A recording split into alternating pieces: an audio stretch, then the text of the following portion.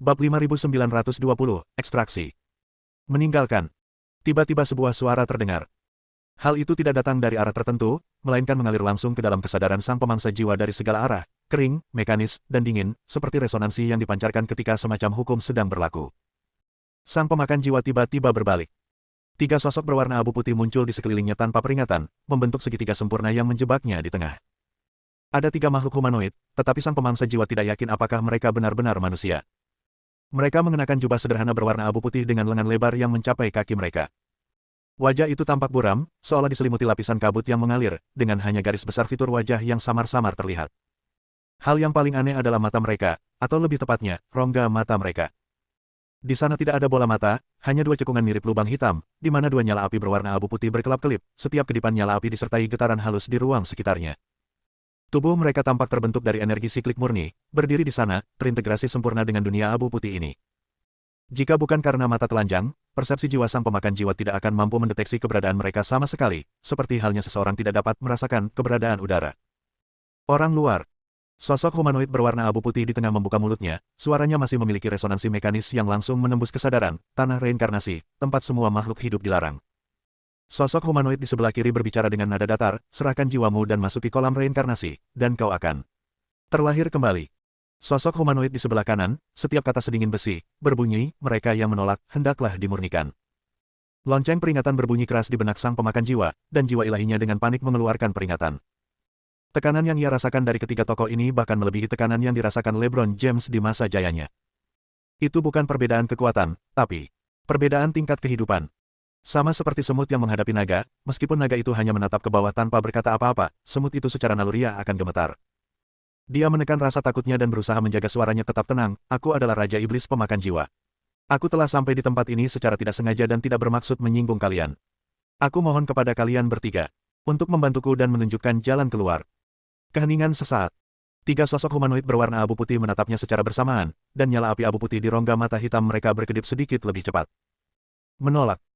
Sosok humanoid di tengah berbicara lagi, suaranya mengandung aura otoritas yang tak terbantahkan. Peraturan reinkarnasi, pasal 1372, siapapun yang masuk tanpa izin dari penguasa reinkarnasi dianggap sebagai penyusup dan jiwanya harus dimurnikan, kesadarannya dilucuti, dan reinkarnasinya dipulihkan. Begitu kata-kata itu terucap, ketiga sosok berwarna abu putih itu serentak mengangkat tangan kanan mereka. Gerakannya lambat dan kaku, seperti boneka marionet, namun memiliki ritme yang menakjubkan. Itu hanya tiga telapak tangan berwarna abu putih sederhana, dengan jari-jari terentang, menekan dengan ringan. Tidak ada momentum yang luar biasa, tidak ada fluktuasi energi yang mengguncang bumi, bahkan tidak ada hembusan angin pun yang tercipta. Namun sang pemakan jiwa merasakan seluruh dunia menekan dirinya. Itu bukanlah kekuatan penghancur, melainkan pembongkaran aturan yang brutal. Seperti sosok kecil yang digambar di selembar kertas, ditekan perlahan dari ruang tiga dimensi oleh tangan yang tak terlihat. Bagi angka-angka kecil di atas kertas itu, ini adalah serangan pengurangan dimensi yang tak terpahami, tak tertahankan, dan bahkan tak terlihat. Mengaum. Sang pemakan jiwa meraung putus asa, api iblis pemakan jiwa yang tersisa di tubuhnya berkobar tak terkendali, dan enam sayapnya yang compang camping bergetar liar, berusaha melepaskan diri dari belenggu tak terlihat ini. Namun semuanya sia-sia. Kobaran api iblisnya padam secara otomatis saat bersentuhan dengan penindasan aturan yang tak terlihat. Perjuangannya seperti serangga yang terperangkap dalam getah pohon, setiap gerakannya sangat lambat, hingga akhirnya, semuanya membeku sepenuhnya. Tiga tangan berwarna abu putih tampak jatuh perlahan, namun seolah melampaui batasan ruang dan waktu, tanpa menyisakan jalan keluar dan perlawanan. Engah. Telapak tangan pertama diletakkan di titik akupuntur Bai Hui di bagian atas kepalanya. Sang pemangsa jiwa gemetar hebat, dan darah iblis berwarna merah gelap menyembur keluar dari ketujuh lubang tubuhnya secara bersamaan.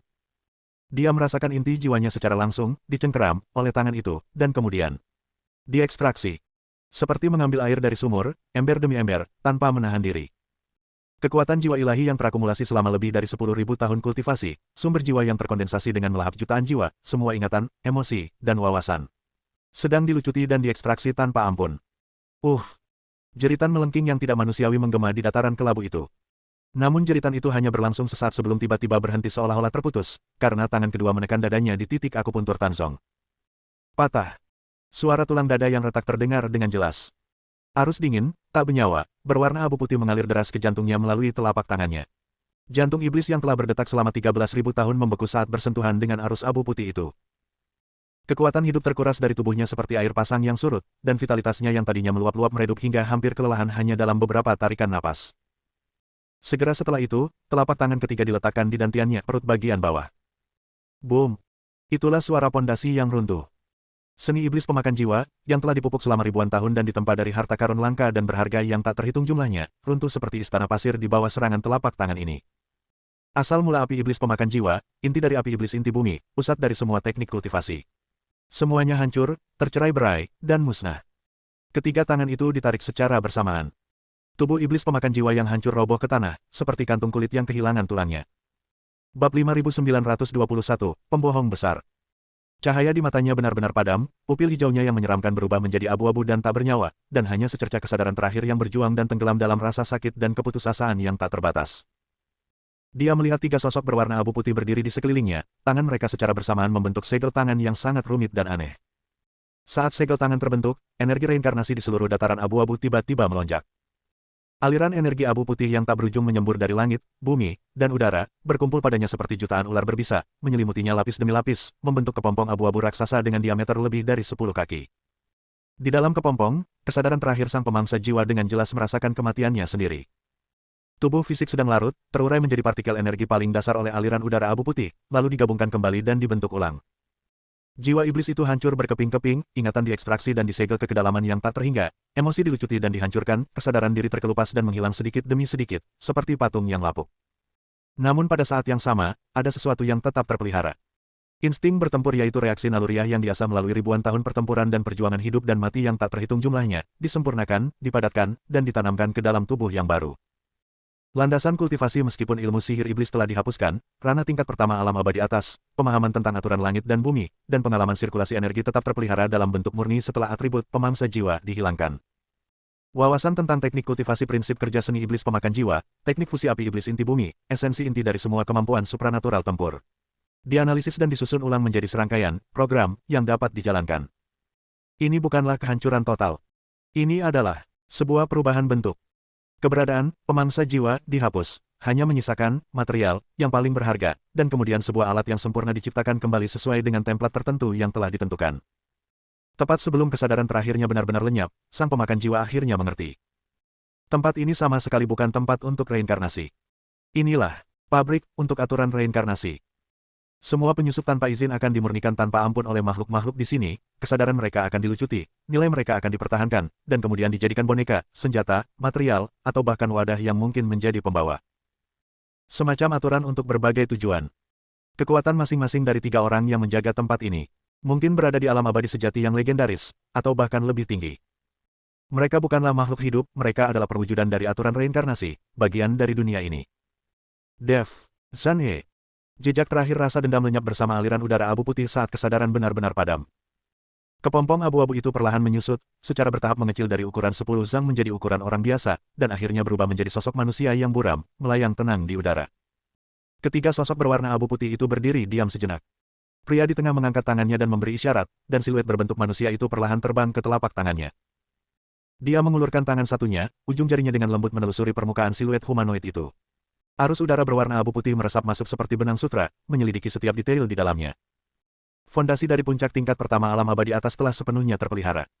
Ia berbicara, suaranya masih terdengar mekanis, asal-usul api iblis pemakan jiwa telah dilucuti dari atribut, pemakan jiwa-nya, berubah menjadi modul aturan pemakan murni. Inti api iblis inti bumi tetap utuh dan kompatibel dengan ki reinkarnasi. Integritas insting tempur, 97%. Orang di sebelah kiri menjawab, bagian yang hilang adalah mode tempur eksplosif yang didorong oleh emosi ekstrim, yang bukan masalah. Nyala api berkelebat di rongga mata hitam orang di sebelah kanan, kenangan telah disegel di unit penyimpanan nomor 372 dari kolam reinkarnasi, dan modul emosional telah sepenuhnya dihapus. Kesadaran diri tetap, 0. Orang di tengah menarik jarinya, dan siluet berbentuk manusia itu perlahan berputar di telapak tangannya. Memenuhi kriteria untuk menjadi jenderal boneka reinkarnasi. Dia memberikan penilaian akhir, setelah direndam dalam kolam reinkarnasi selama 3 bulan untuk menutrisinya, begitu tubuh dan modul aturan terintegrasi sepenuhnya, ia dapat digunakan. Pria di sebelah kiri memandang ke arah gerbang reinkarnasi, dan untuk pertama kalinya, muncul fluktuasi yang sangat halus dalam suaranya, seekor semut di luar gerbang, sungguh beruntung. Seorang jenderal boneka reinkarnasi dari alam abadi atas sangat langka bahkan di dunia yang lebih tinggi. Pria di sebelah kanan terdiam sejenak, lalu berkata, pengguna resmi, Zanhe, telah mencapai tingkat kontribusi yang dibutuhkan untuk menerima jenderal boneka. Sesuai aturan, dia dapat menerimanya. Mulai eksekusi. Ketiganya terdiam, membawa siluet humanoid itu, sosok mereka perlahan memudar, seperti tinta yang larut dalam air, hingga akhirnya menghilang sepenuhnya ke dalam dunia abu putih. Hanya keheningan tanpa akhir yang masih menyelimuti negeri reinkarnasi ini. Yang disebut tanah reinkarnasi di gerbang reinkarnasi bukanlah untuk membangkitkan orang-orang tertentu, melainkan untuk menggunakan seni boneka guna menciptakan boneka yang identik. Ini sama sekali bukan kebangkitan, ini jelas penipuan. Bab 5922, berubah menjadi boneka. Aula utama kuil jalan jahat. 3 bulan sudah cukup bagi manusia biasa untuk mengalami satu musim, tetapi bagi para kultivator yang umurnya diukur dalam puluhan ribu tahun, itu hanyalah waktu untuk pengasingan singkat. Zhan E duduk bersila di depan gerbang reinkarnasi, tubuhnya dikelilingi oleh aura abu putih yang bergelombang.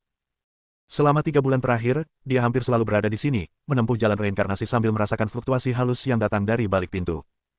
Setiap fluktuasi menandakan bahwa jiwa sang pemakan jiwa telah dimurnikan hingga tingkat tertentu, dan bahwa kemajuan pemurnian jenderal boneka reinkarnasi telah maju satu langkah. Dia bisa merasakan bahwa pemahamannya tentang aturan reinkarnasi semakin mendalam dengan kecepatan yang menakjubkan. Potongan-potongan aturan asli negeri reinkarnasi yang merembes keluar dari celah-celah pintu itu bagaikan makanan paling berharga, memelihara teknik kultivasi reinkarnasinya yang telah ia latih dengan susah payah selama ribuan tahun. Tingkat kultivasinya terus meningkat dari tahap awal peringkat ketiga alam abadi atas ke tahap menengah peringkat ketiga, dan dia bahkan hampir menyentuh ambang batas tahap akhir peringkat ketiga. Yang lebih penting lagi, kendalinya atas gerbang reinkarnasi semakin meningkat. 3 bulan lalu, dia hampir tidak mampu membuka gerbang reinkarnasi, menggunakan kekuatan yang bocor dari baliknya untuk memurnikan beberapa boneka reinkarnasi tingkat rendah, atau untuk melemparkan jiwa-jiwa yang ditangkap ke dalamnya sebagai imbalan atas umpan balik aturan yang minim. Tapi sekarang, Zhan E membuka pupil matanya yang berwarna abu putih, secercah semangat terpancar di matanya. Dia merasa bahwa hubungannya dengan pintu itu semakin dalam. Seperti benang yang awalnya tipis dan rapuh, ia secara bertahap menjadi lebih tebal dan kuat melalui pertukaran energi yang tak terhitung jumlahnya, dan bahkan mulai membawa lebih banyak informasi. Segera, dia bergumam pada dirinya sendiri, jari-jarinya yang keriput mengetuk ringan permukaan tulang. Jika aku bisa mendapatkan jenderal boneka reinkarnasi itu, aku bisa menggunakannya sebagai media untuk terhubung lebih dalam dengan negeri reinkarnasi, dan bahkan melihat sekilas wajah asli penguasa reinkarnasi. Pada saat itu, dia mungkin benar-benar memahami asal-usul pintu ini dan tujuan sebenarnya dari 3 makhluk menakutkan di baliknya. Tiba-tiba, bas! Gerbang reinkarnasi bergetar hebat. Pada saat yang sama, nyala api abu putih di rongga mata tengkorak di permukaan seluruh pintu tulang tiba-tiba berkobar, dan nyala api membumbung ke langit, menerangi seluruh aula seolah-olah di siang hari. Ukiran rune di pintu itu menggeliat dan bergabung kembali secara liar, mengeluarkan jeritan yang menusuk telinga ratapan atas aturan yang dipaksa diputarbalikkan dan dicabik-cabik. Zhan E tiba-tiba berdiri, mata abu-abunya tertuju pada bagian tengah pintu. Sebuah retakan kecil perlahan muncul di tengah gerbang tulang yang dulunya tertutup rapat sempurna. Retakan itu awalnya hanya setebal sehelai rambut, tetapi dengan cepat melebar, menjadi selebar 1 kaki, lalu selebar 1 zang dalam sekejap mata. Akhirnya membentuk celah yang cukup besar untuk dilewati orang biasa. Di dalam celah itu, alih-alih pemandangan istana di balik pintu, terdapat pusaran berwarna abu putih yang dalam. Pusaran itu berputar perlahan, setiap putaran mendistorsi ruang di sekitarnya dan memancarkan daya hisap yang mengerikan yang membuat bulu kuduk merinding. Kemudian, sesosok muncul dari pusaran tersebut. Dia adalah seorang pria setinggi 8 kaki, dengan perawakan ramping dan tegak. Dia mengenakan baju zirah bersisik berwarna merah gelap yang pas di tubuhnya, dengan pola abu-abu dan putih aneh yang mengalir di permukaan lempengan baju zirah tersebut. 6 sayapnya yang besar dan tebal masih utuh, setiap ujungnya menyala dengan api merah tua yang nyata, dan jauh di dalam api itu, rune abu putih samar dapat terlihat berkelap-kelip. Wajahnya memiliki kemiripan 7/10 dengan sang pemakan jiwa, tetapi lebih dingin dan lebih sempurna, seperti patung yang dipahat dengan teliti oleh seorang pengrajin. Mata yang dulunya hijau pekat kini berubah menjadi abu putih murni, tanpa pupil atau bagian putih mata, hanya 2 pusaran abu putih yang berputar perlahan, begitu dalam sehingga seolah-olah melahap semua cahaya. Yang paling mencolok adalah lengan kirinya, bagian yang pernah dipotong oleh Dev, yang kini telah tumbuh kembali. Lengan baru itu tidak berbeda dari yang asli, bahkan dengan sisik yang lebih halus dan ujung jari yang lebih tajam. Satu-satunya perbedaan adalah adanya garis putih keabu-abuan pada kulit yang membentang dari bahu ke pergelangan tangan, seperti semacam segel atau saluran untuk aliran energi. Dia melangkah keluar dari pusaran itu, kakinya mendarat di permukaan yang mirip tulang dengan bunyi gedebuk yang tumpul. Gerbang reinkarnasi perlahan tertutup, getaran mereda, api padam, dan semuanya kembali normal. Sosok itu berdiri diam, mata abu-abunya perlahan berputar sebelum akhirnya tertuju pada Zhan E. Lalu, ia berlutut dengan satu lutut, kepala tertunduk, suaranya mekanis dan monoton, tanpa emosi apapun, Tuan. Secercah ekstasi yang hampir tak tertahan terpancar di pupil mata Zhan yang berwarna abu putih. Ia perlahan melangkah maju, berjalan ke arah sosok yang berlutut, mengangkat jari-jarinya yang keriput, dan dengan lembut menyentuh dahi, pipi, dan bahu orang itu. Seolah-olah sedang memeriksa sebuah karya seni yang baru selesai. Sempurna terlalu sempurna. Zhan E bergumam sendiri, suaranya sedikit bergetar. Dia bisa merasakan kekuatan yang terkandung di dalam tubuh ini, kekuatan yang telah melestarikan seluruh fondasi kultivasi puncak tingkat pertama dari Yang Mulia Pemakan Jiwa. Bahkan setelah dimurnikan dan dibentuk ulang di negeri reinkarnasi, kekuatan fisik dan kemurnian energinya bahkan lebih baik dari sebelumnya. Yang lebih penting lagi, dia bisa merasakan hubungan yang erat dan benar-benar patuh antara dirinya dan tubuh ini. Sama seperti hubungan antara lengan dan otak, dengan satu pikiran saja, tubuh ini akan mengeksekusinya tanpa syarat, tanpa sedikit pun keraguan, perlawanan, atau bahkan pertanyaan mengapa. Alat pembunuh yang sempurna, praktis tak terkalahkan di bawah alam keabadian sejati. Berdiri. Sambil menahan kegembiraannya, Zan E berkata dengan tenang. Sosok itu bangkit dan berdiri diam di satu sisi, tak bernyawa seperti patung. Posturnya tegak dan kaku, setiap persendian berada dalam posisi siap tempur standar, mata abu-abunya menatap lurus ke depan, menunggu perintah selanjutnya. Mulai hari ini, namamu adalah boneka pemakan jiwa. Zan E perlahan berjalan mendekati boneka pemakan jiwa, mata abu putihnya menatap langsung ke pusaran abu putih yang kosong. Aku memerintahkanmu untuk memimpin semua pemburu jiwa dari aula jalan jahat dan berpatroli di 12 surga. Nada suaranya perlahan berubah dingin, mengandung otoritas yang tak terbantahkan. Di dalam 12 langit, semua kultivator di atas peringkat ke-8 alam abadi surgawi, terlepas dari apakah mereka murid sekte abadi, kultivator buronan yang kuat, atau monster tua yang menyendiri. Selama kekuatan jiwa mereka memenuhi standar, tangkap mereka semua, ambil jiwa mereka, dan kirim mereka ke gerbang reinkarnasi. Jika ada perlawanan, Zan E berhenti sejenak, senyum kejam terukir di bibirnya. Bunuh tanpa ampun. Ubah tubuh mereka menjadi boneka reinkarnasi tingkat rendah, dan ambil 2 kali lipat jumlah jiwa mereka. Pusaran di mata abu putih boneka pemakan jiwa berputar sedikit lebih cepat, dan secara mekanis menjawab, ya, Tuan. Juga. Zan E merendahkan suaranya lebih jauh lagi, memancarkan aura yang mengerikan. Jika kita bertemu seseorang yang memiliki kekuatan abadi kekacauan, garis keturunan naga emas, atau api sejati bumi, kita akan mengerahkan segala upaya untuk menangkap mereka hidup-hidup dan membawa mereka kembali. Dia menambahkan, ingat, dia harus ditangkap hidup-hidup. Sekalipun tubuh fisiknya hancur, jiwanya harus tetap utuh. Orang ini akan sangat berguna bagi saya. Baik, Bu. Boneka pemakan jiwa itu menjawab lagi, suaranya masih datar sama sekali. Bab 5923, Dunia telah berubah. Zan E mengangguk puas, mengangkat tangannya dan melambaikannya, lalu sebuah token abu putih seukuran telapak tangan terbang keluar dari lengan bajunya dan mendarat di tangan boneka pemakan jiwa. Token itu terbuat dari tulang khusus dari tanah reinkarnasi, dengan karakter melengkung untuk boneka terukir di bagian depan dan rune otoritas yang tersusun rapat di bagian belakang. Ini adalah perintah Jenderal Boneka. Zan E Dao berkata, dengan dekrit ini, semua orang di aula jalan jahat kecuali diriku akan menganggapku sebagai pelayan pribadi mereka. Semua sumber daya, boneka, dan pemburu jiwa di dalam aula akan berada di bawah kendalimu. Boneka pemakan jiwa itu menggenggam token tersebut, dan rune-rune berkelebat di mata abu putihnya. Token itu kemudian menyatu dengan telapak tangannya, hanya menyisakan tanda abu putih samar di kulitnya. Pergi. Zan E melambaikan lengan bajunya, biarkan 12 langit. Merasakan keagungan reinkarnasi. Boneka pemakan jiwa itu membungkuk, berbalik, dan melangkah keluar dari aula utama. Langkah kakinya mantap dan tepat, setiap langkah diukur dengan akurasi sempurna, seolah-olah diukur dengan penggaris. 6 sayap berdaging di punggungnya sedikit terlipat, dan api merah gelap di tepinya terkendali, tetapi aura yang dipancarkannya menyebabkan semua murid, penjaga, dan boneka aula jalan jahat di sepanjang jalan secara naluriah berlutut di tanah, gemetar. Itulah aura mencekam dari seorang kultivator alam abadi tingkat puncak, bercampur dengan aura kematian yang unik dari negeri reinkarnasi, seperti es yang nyata, membekukan jiwa setiap makhluk hidup. Di luar istana, 9 aliran energi siklik yang mengelilingi istana merasakan kemunculan boneka pemakan jiwa dan memancarkan suara dengung yang bersemangat. Seperti 9 anjing setia yang telah melihat tuannya, mereka berputar dan menari di sekitar boneka pemakan jiwa, akhirnya menyatu di belakangnya membentuk jubah abu putih setinggi ratusan kaki. Banyak sekali rune kecil mengalir di sepanjang tepi jubah. Setiap rune mewakili aturan reinkarnasi. Boneka pemakan jiwa melangkah ke kehampaan, matanya yang berwarna abu putih menatap ke bawah ke kompleks istana jalan jahat yang membentang ribuan mil di bawahnya. Dia mengangkat tangan kanannya, telapak tangan menghadap ke atas. Para pemburu jiwa, berkumpul. Suara mekanis itu tidak keras, tetapi seperti sebuah aturan atau dekrit, langsung menyebar ke setiap sudut aula jalan jahat. Wus wus wus. Sosok-sosok gelap yang tak terhitung jumlahnya melayang ke langit dari kedalaman istana, dari tempat latihan, dan dari area kultivasi yang terpencil. Itulah pasukan pemburu jiwa yang telah dilatih oleh istana jalan jahat selama ribuan tahun, dengan lebih dari 30.000 orang, tingkat kultivasi terendah adalah peringkat ke-5 alam dewa surgawi, dan komandan peringkat ke-8 alam dewa surgawi berjumlah lebih dari 1.000. Mereka semua mengenakan baju zirah jiwa berwarna hitam pekat dan membawa rantai pengunci jiwa yang dibuat khusus, panji penangkap jiwa, dan tungku pemurnian jiwa. Masing-masing dari mereka adalah ahli dalam jalan jiwa dan terampil dalam menangkap dan memurnikan jiwa-jiwa ilahi.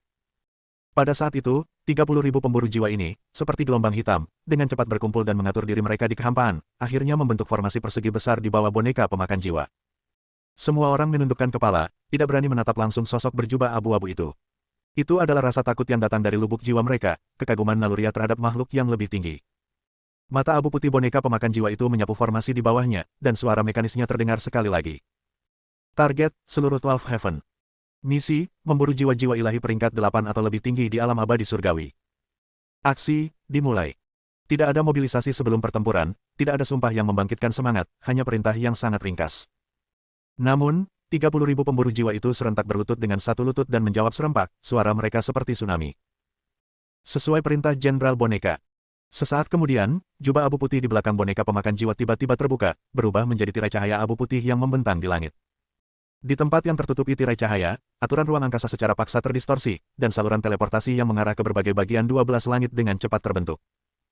Boneka pemakan jiwa adalah yang pertama melangkah masuk ke lorong itu. 30.000 pemburu jiwa mengikuti dari dekat seperti arus hitam yang deras. Saat sosok terakhir menghilang ke lorong, tirai cahaya abu putih perlahan surut, berubah kembali menjadi jubah dan kembali ke punggung boneka pemakan jiwa. Lorong itu tertutup, dan kehampaan kembali tenang, seolah-olah tidak terjadi apa-apa. Namun mulai saat ini, nasib surga ke-12 telah berubah sepenuhnya. Aula utama kuil jalan jahat. Zhang-E berdiri di depan gerbang istana, mata abu-abunya menatap ke arah tempat boneka pemakan jiwa itu pergi, senyum dingin di bibirnya bertahan lama. Dia bisa merasakan bahwa dengan dikerahkannya boneka pemakan jiwa, susunan teleportasi dari seluruh 12 surga sedang diaktifkan. Itulah simpul-simpul susunan teleportasi tersembunyi yang telah ia pasang di seluruh 12 langit selama bertahun-tahun yang tak terhitung jumlahnya. Setiap node berfungsi sebagai mata dan saluran. Melalui jaringan reinkarnasi yang membentang di seluruh alam ini, boneka pemakan jiwa dapat muncul di mana saja di 12 surga kapan saja, dan juga dapat langsung memindahkan jiwa-jiwa yang ditangkap kembali ke istana jalan jahat dan melemparkannya ke gerbang reinkarnasi. Yang lebih penting lagi, Zhang-E dapat menggunakan jaringan ini untuk merasakan fluktuasi energi, aura yang kuat, dan distribusi kekuatan di setiap sudut 12 langit. Seperti jaring laba-laba yang menutupi seluruh area, tidak ada gerakan yang dapat lolos dari persepsinya. Akhirnya, ini telah dimulai. Zhang-E bergumam sendiri, jari-jarinya yang keriput mengetuk-ngetuk udara dengan ringan. Gelombang berwarna abu putih melingkar, dan peta bintang 3 dimensi muncul di tengah gelombang tersebut. Itu adalah pemandangan panorama 12 langit, yang menandai lokasi sekte abadi utama, keluarga bangsawan, tempat berkumpulnya kultivator independen, serta tempat-tempat rahasia dan berbahaya. Saat ini, lebih dari 300 titik cahaya berkedip dan bergerak secara bersamaan di peta bintang. Setiap titik cahaya mewakili satu regu pemburu jiwa. Titik cahaya yang paling terang dan bergerak paling cepat adalah lokasi boneka pemakan jiwa. Dia telah tiba di bagian timur surga ke-12, sebuah wilayah makmur yang dikendalikan bersama oleh 3 sekte abadi utama. Mari kita mulai dengan memakan bagian yang paling berlemak. Kilatan kejam muncul di mata Zhang-E. 3 sekte abadi besar. Mereka telah menduduki wilayah terkaya di surga ke-12 selama 10.000 tahun. Sudah saatnya mereka membayar harganya. Dia berbalik dan berjalan kembali ke aula utama, di mana dia duduk bersila lagi di depan gerbang reinkarnasi. Matanya yang berwarna abu putih terpejam, dan pikirannya tenggelam ke dalam jaringan reinkarnasi yang membentang di seluruh alam, mulai menyaksikan pesta perburuan yang telah ia pimpin sendiri, yang menyapu 12 langit. Namun di ujung kehampaan yang jauh, di luar jangkauan persepsi Zhang-E. Di dalam istana giok putih yang tergantung di tengah arus udara yang kacau. Seorang lelaki tua berjubah biru dengan wajah yang tidak jelas tiba-tiba membuka matanya, secercah keterkejutan terpancar di dalamnya. Fluktuasi dalam kekuatan reinkarnasi, tiba-tiba meningkat lebih dari 100 kali lipat.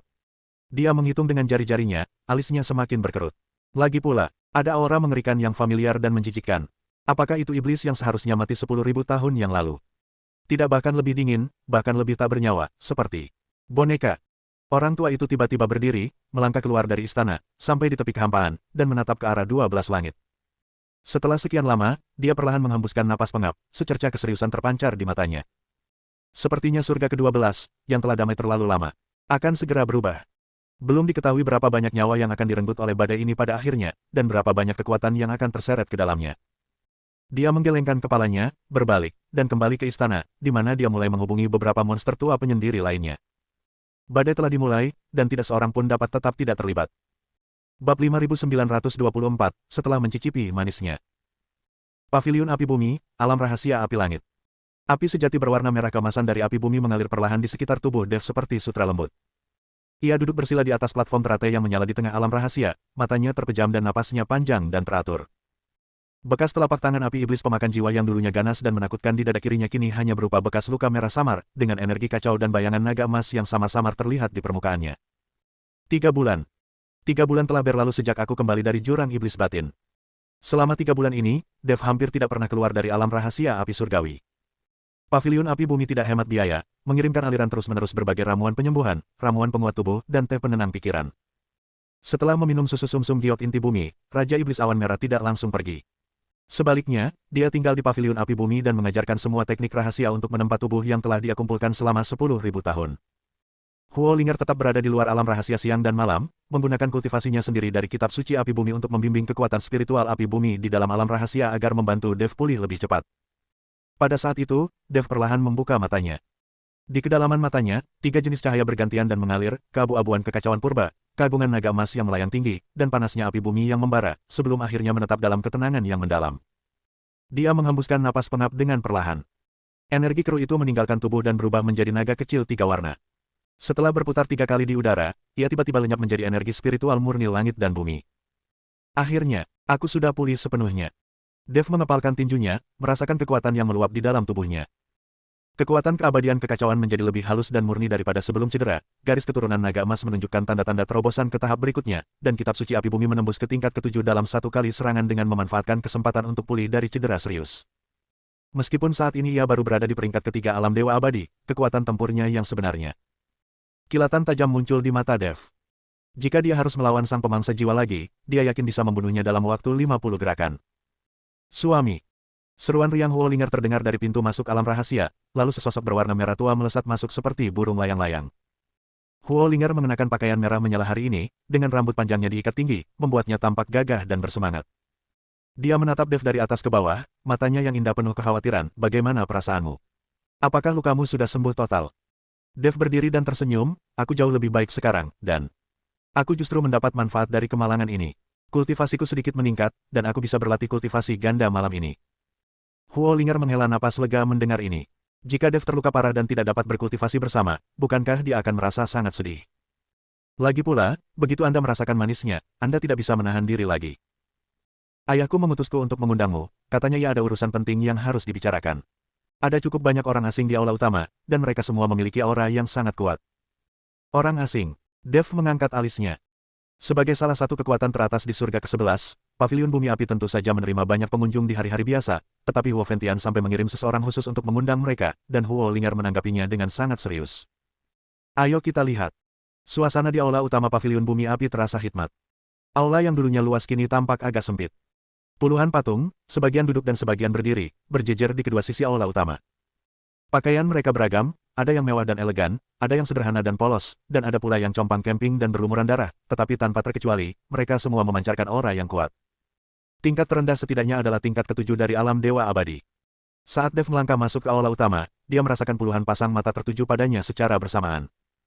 Tatapan-tatapan itu mengandung pengamatan, rasa ingin tahu, kecurigaan, dan bahkan beberapa yang menyembunyikan permusuhan yang tak terselubung. Tuan muda, silakan lewat sini.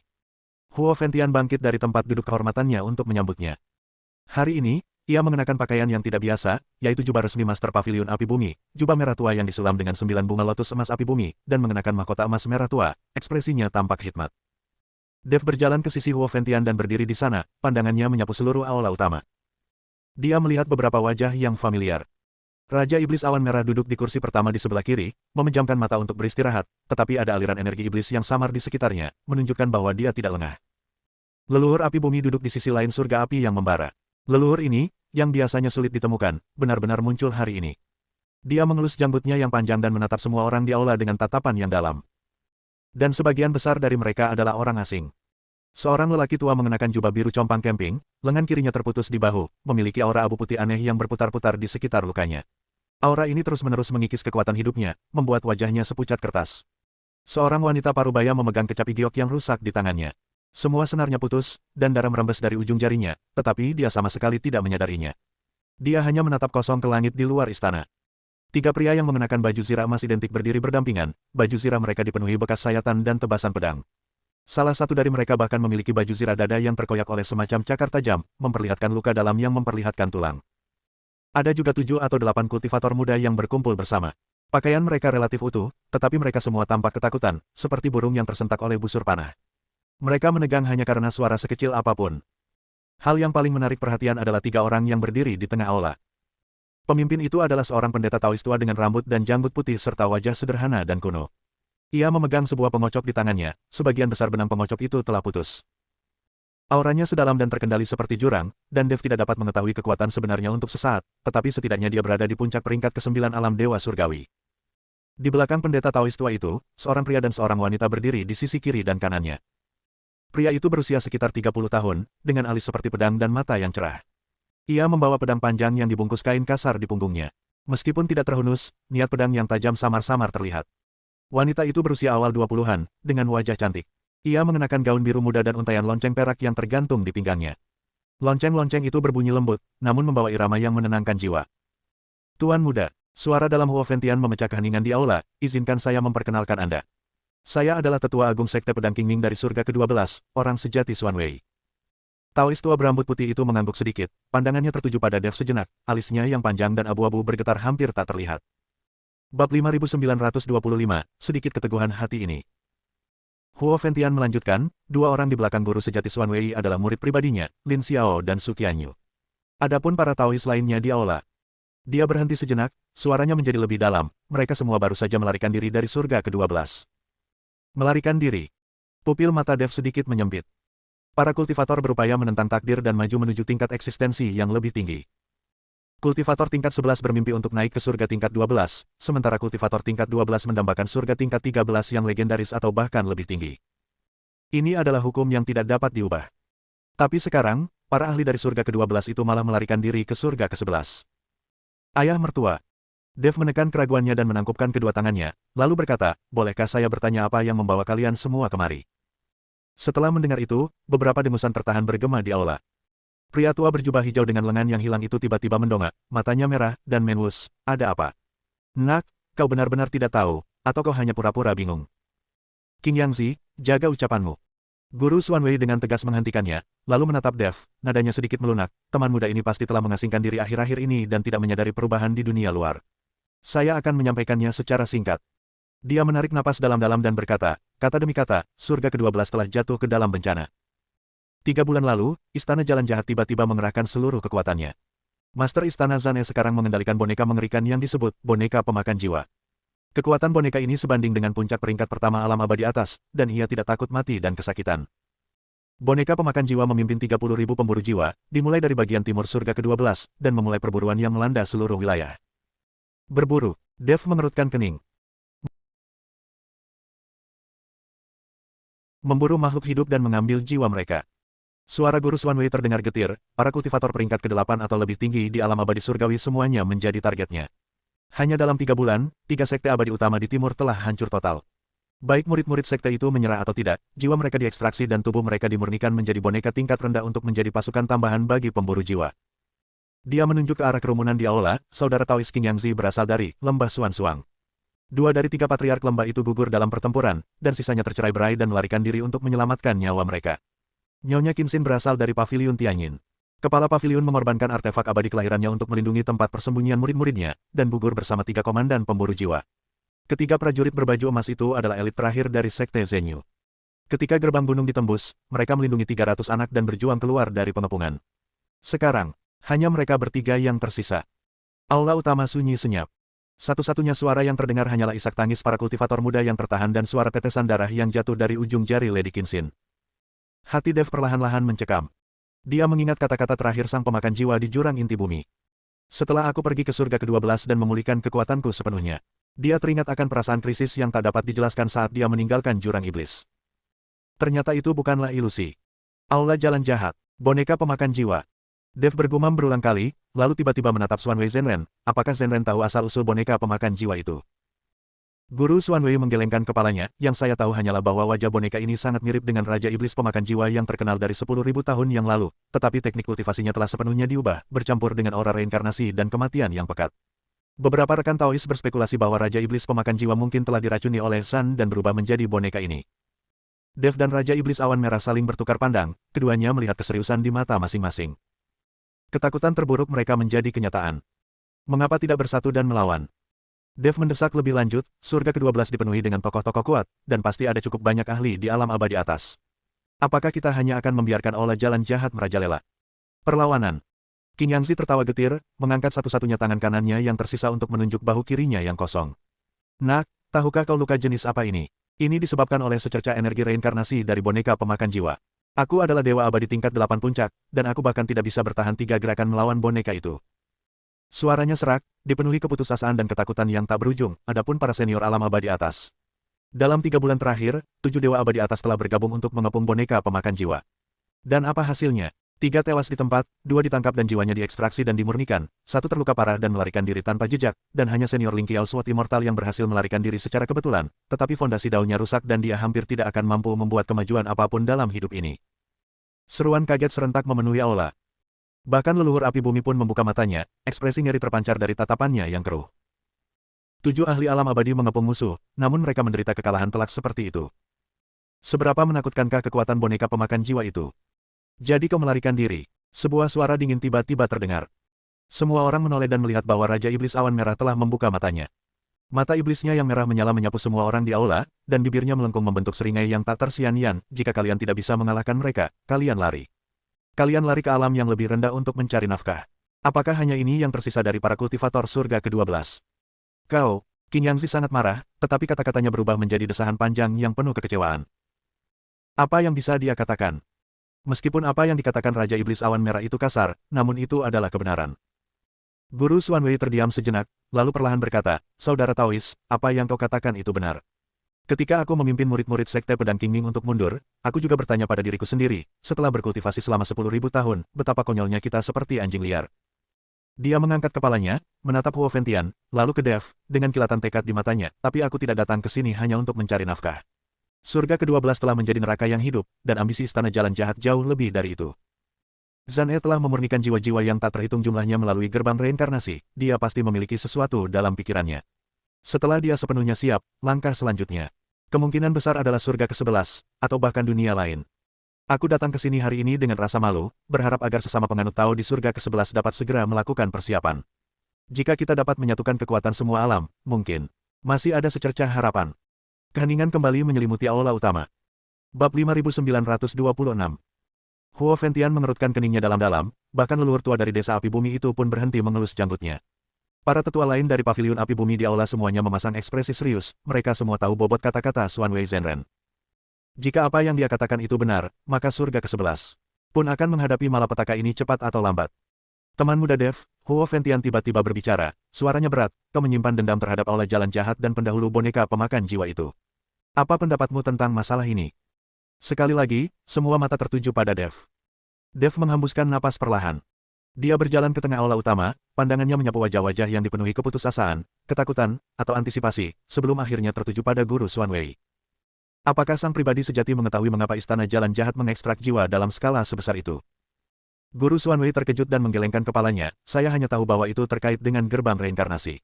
Tampaknya Zan E membutuhkan sejumlah besar jiwa untuk dikorbankan sebagai imbalan atas semacam kekuatan atau untuk mencapai semacam tujuan. Gerbang reinkarnasi itu. Leluhur api bumi berhenti sejenak, sedikit keraguan terpancar di matanya, sebelum melanjutkan, ini sama sekali bukan artefak ilahi untuk reinkarnasi. Suaranya jelas, setiap kata terdengar di seluruh aula, itu adalah lorong yang mengarah ke semacam api penyucian aturan. Semua jiwa yang dilemparkan ke dalamnya akan dimunikan, diuraikan, dan digabungkan kembali untuk membuat berbagai alat boneka.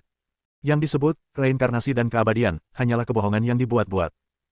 Sang pemangsa jiwa bukanlah yang pertama, dan dia pasti bukan yang terakhir. Keributan terjadi di aula utama. Para kultivator yang berhasil melarikan diri dari surga ke-12 semuanya pucat pasi, dan Qin Yangzi gemetar hebat, kau. Apa yang kau katakan? Gerbang reinkarnasi itu palsu. Bagaimana dengan guru kita, murid-murid kita, dan sebagainya? Jiwa dan roh telah dimusnahkan, dan roh sejati tidak lagi ada. Suara leluhur api bumi terdengar dingin, namun mengandung kepastian yang tak terbantahkan, untuk menjadi makanan guna mempertahankan berjalannya api penyucian berbasis aturan itu, atau untuk dijadikan boneka baru. Boom! Kecapi yang patah di tangan Lady Qinxin hancur berkeping-keping dengan suara gemuruh yang memekakkan telinga, serpihannya berhamburan kemana-mana. Dia berdiri, air mata darah mengalir dari matanya, Zan E. Aula jalan jahat, aku akan membuat kalian membayar dengan nyawa kalian. Beberapa kultivator muda jatuh ke tanah, menangis terseduh-seduh tanpa terkendali. Alasan mereka mampu menguatkan tekad dan melarikan diri adalah karena mereka masih berpegang pada secercah harapan-harapan bahwa sesama murid mereka yang telah ditangkap hanyalah di penjara, dan suatu hari nanti mereka dapat diselamatkan. Namun kini, bahkan secercah harapan terakhir itu pun telah padam. Dev menatap leluhur api bumi dengan wajah penuh kejutan. Ketika leluhur itu menceritakan tentang gerbang reinkarnasi, dia sepertinya tidak menyebutkan hal-hal ini. Apalagi yang disembunyikan orang tua ini dariku. Leluhur, apakah yang kau katakan itu benar? Mengapa kau tidak pernah menceritakan hal-hal ini kepadaku sebelumnya? Dev bertanya. Aku tidak mau membicarakannya. Kata-kata tenang leluhur tua Advire membuat Dev terdiam. Guru Xuanwei memejamkan matanya, dan setelah sekian lama, ia perlahan membukanya. Pendeta Taois tua itu, yang telah berlatih selama puluhan ribu tahun, kini berlinang air mata, jadi begitulah. Pantas saja para Taois yang ditangkap itu bahkan tidak meninggalkan jejak semangat sejati mereka. Dia menarik napas dalam-dalam, menekan kesedihan di hatinya, dan menatap leluhur api bumi dengan ekspresi yang lebih serius. Rekan Taois tampaknya mengetahui banyak informasi rahasia. Sejujurnya, saya pernah menghabiskan waktu di negeri reinkarnasi. Leluhur api bumi dengan tenang berkata, aku juga telah menyaksikan sendiri keanehan gerbang reinkarnasi. Lebih penting lagi. Leluhur api bumi memandang Dev dan bertanya, Dev, apa yang ingin kau lakukan? Dev berbalik, menghadap Huo Fengtian dan Di Huo Laozu, lalu membungkuk dengan hikmat. Saya, seorang junior, dengan rendah hati memohon izin dari Master Pavilion dan leluhur untuk melakukan perjalanan ke surga ke-12. Apa? Huo Fengtian tiba-tiba berdiri. Tuan muda, tahukah Anda bagaimana situasi di surga ke-12 saat ini? Boneka pemakan jiwa itu sekuat immortal tingkat puncak pertama, dan memiliki puluhan ribu pemburu jiwa di bawah komandonya. Jika Anda pergi ke sana sekarang, itu akan seperti domba yang memasuki sarang harimau. Anda harus memahami bahwa level boneka tidak dapat dibandingkan dengan level manusia hidup. Mereka tidak mengenal rasa sakit, ketakutan, atau bahkan hidup dan mati, jadi kekuatan sejati mereka hanya lebih tinggi, bukan lebih rendah. Justru karena situasinya kritis, seseorang harus pergi. Dev menegakkan tubuhnya, matanya berkilat tajam seperti pedang. Jika kita menunggu istana jalan jahat sepenuhnya siap dan mengambil inisiatif untuk menyerang surga ke-11, kita hanya akan bisa menerima kekalahan secara pasif. Hanya dengan mengambil inisiatif dan mengganggu rencana mereka sebelum mereka sepenuhnya menguasai surga ke-12, kita memiliki kesempatan untuk menang. Dia berhenti sejenak, lalu menambahkan, lagi pula, Zhan E pasti sudah tahu bahwa aku memiliki kekuatan keabadian kekacauan. Mengingat kepribadiannya, dia tidak akan pernah membiarkanku berkembang lebih jauh. Daripada menunggu dia datang kepadaku, aku lebih memilih mengambil inisiatif untuk menemukannya. Huo Fengtian ingin membujuknya lagi, tetapi leluhur api bumi mengangkat tangannya. Sang leluhur, yang telah hidup selama bertahun-tahun, perlahan bangkit dan berjalan ke sisi Dev. Matanya yang berkabut mengamati Dev dengan saksama, seolah mencoba melihat isi hatinya dari dalam keluar. Setelah lama terdiam, leluhur tua itu perlahan bertanya, apakah kau yakin? Tidak. Dev menggelengkan kepalanya dengan jujur, tetapi beberapa hal tidak dapat dilakukan hanya jika Anda yakin akan berhasil. Leluhur api bumi menatapnya lama, lalu tiba-tiba tertawa. Senyum itu tipis, namun mengandung rasa lega dan tekad yang tak terlukiskan. Baiklah, aku akan menemanimu. Leluhur, Huo Fengtian terkejut. Leluhur api bumi melambaikan tangannya, langit yang terbakar, aku mempercayakan pavilion api bumi kepadamu. Jagalah bisnis keluarga ini dengan baik. Tubuh fisikku telah pulih, dan sudah waktunya aku keluar dan meregangkan otot-ototku. Selain itu, dia menatap Dev, sebuah makna mendalam terpancar di matanya, pewaris kekuatan abadi kekacauan. Kesempatan sekali dalam 1000 tahun ini, aku juga ingin melihat dengan mata kepala sendiri seberapa jauh dia bisa melangkah. Raja Iblis Awan Merah juga berdiri, mata iblisnya yang merah menyala penuh semangat bertarung, aku juga akan pergi. Selain membantumu, aku juga perlu menemukan rumput jiwa ilahi 9 lubang di surga ke-12 agar aku bisa menyelamatkannya. Senior Ciyun, Dev menatapnya. Raja Iblis Awan Merah menyeringai, memperlihatkan gigi putihnya yang berkilauan, jangan ragu-ragu. Kau telah berbuat baik padaku, dan nyawaku untuk sementara berada di tanganmu. Bab 5927, menikmati kesenangan sekaligus. Huo Linger, yang selama ini diam, tiba-tiba melangkah maju dan mencengkeram lengan baju Dev dengan erat, aku juga ingin pergi. Omong kosong. Huo Fengtian berteriak tajam, Linger, kultivasimu masih terlalu dangkal. Pergi ke surga ke-12 terlalu berbahaya. Ayah, aku telah mencapai peringkat ke-6 alam dewa abadi. Huo Linger dengan keras kepala mengangkat wajahnya, lagi pula, kitab suci api bumi yang kukultivasi memiliki efek penahan terhadap ilmu sihir iblis, jadi pasti akan sangat membantu. Dev menepuk punggung tangannya dengan lembut dan berkata pelan, sebaiknya kau tidak pergi. Perjalanan ini sangat berbahaya. Sama pentingnya bagimu untuk tetap berada di surga ke-11 dan membantu Master Pavilion Api menstabilkan situasi.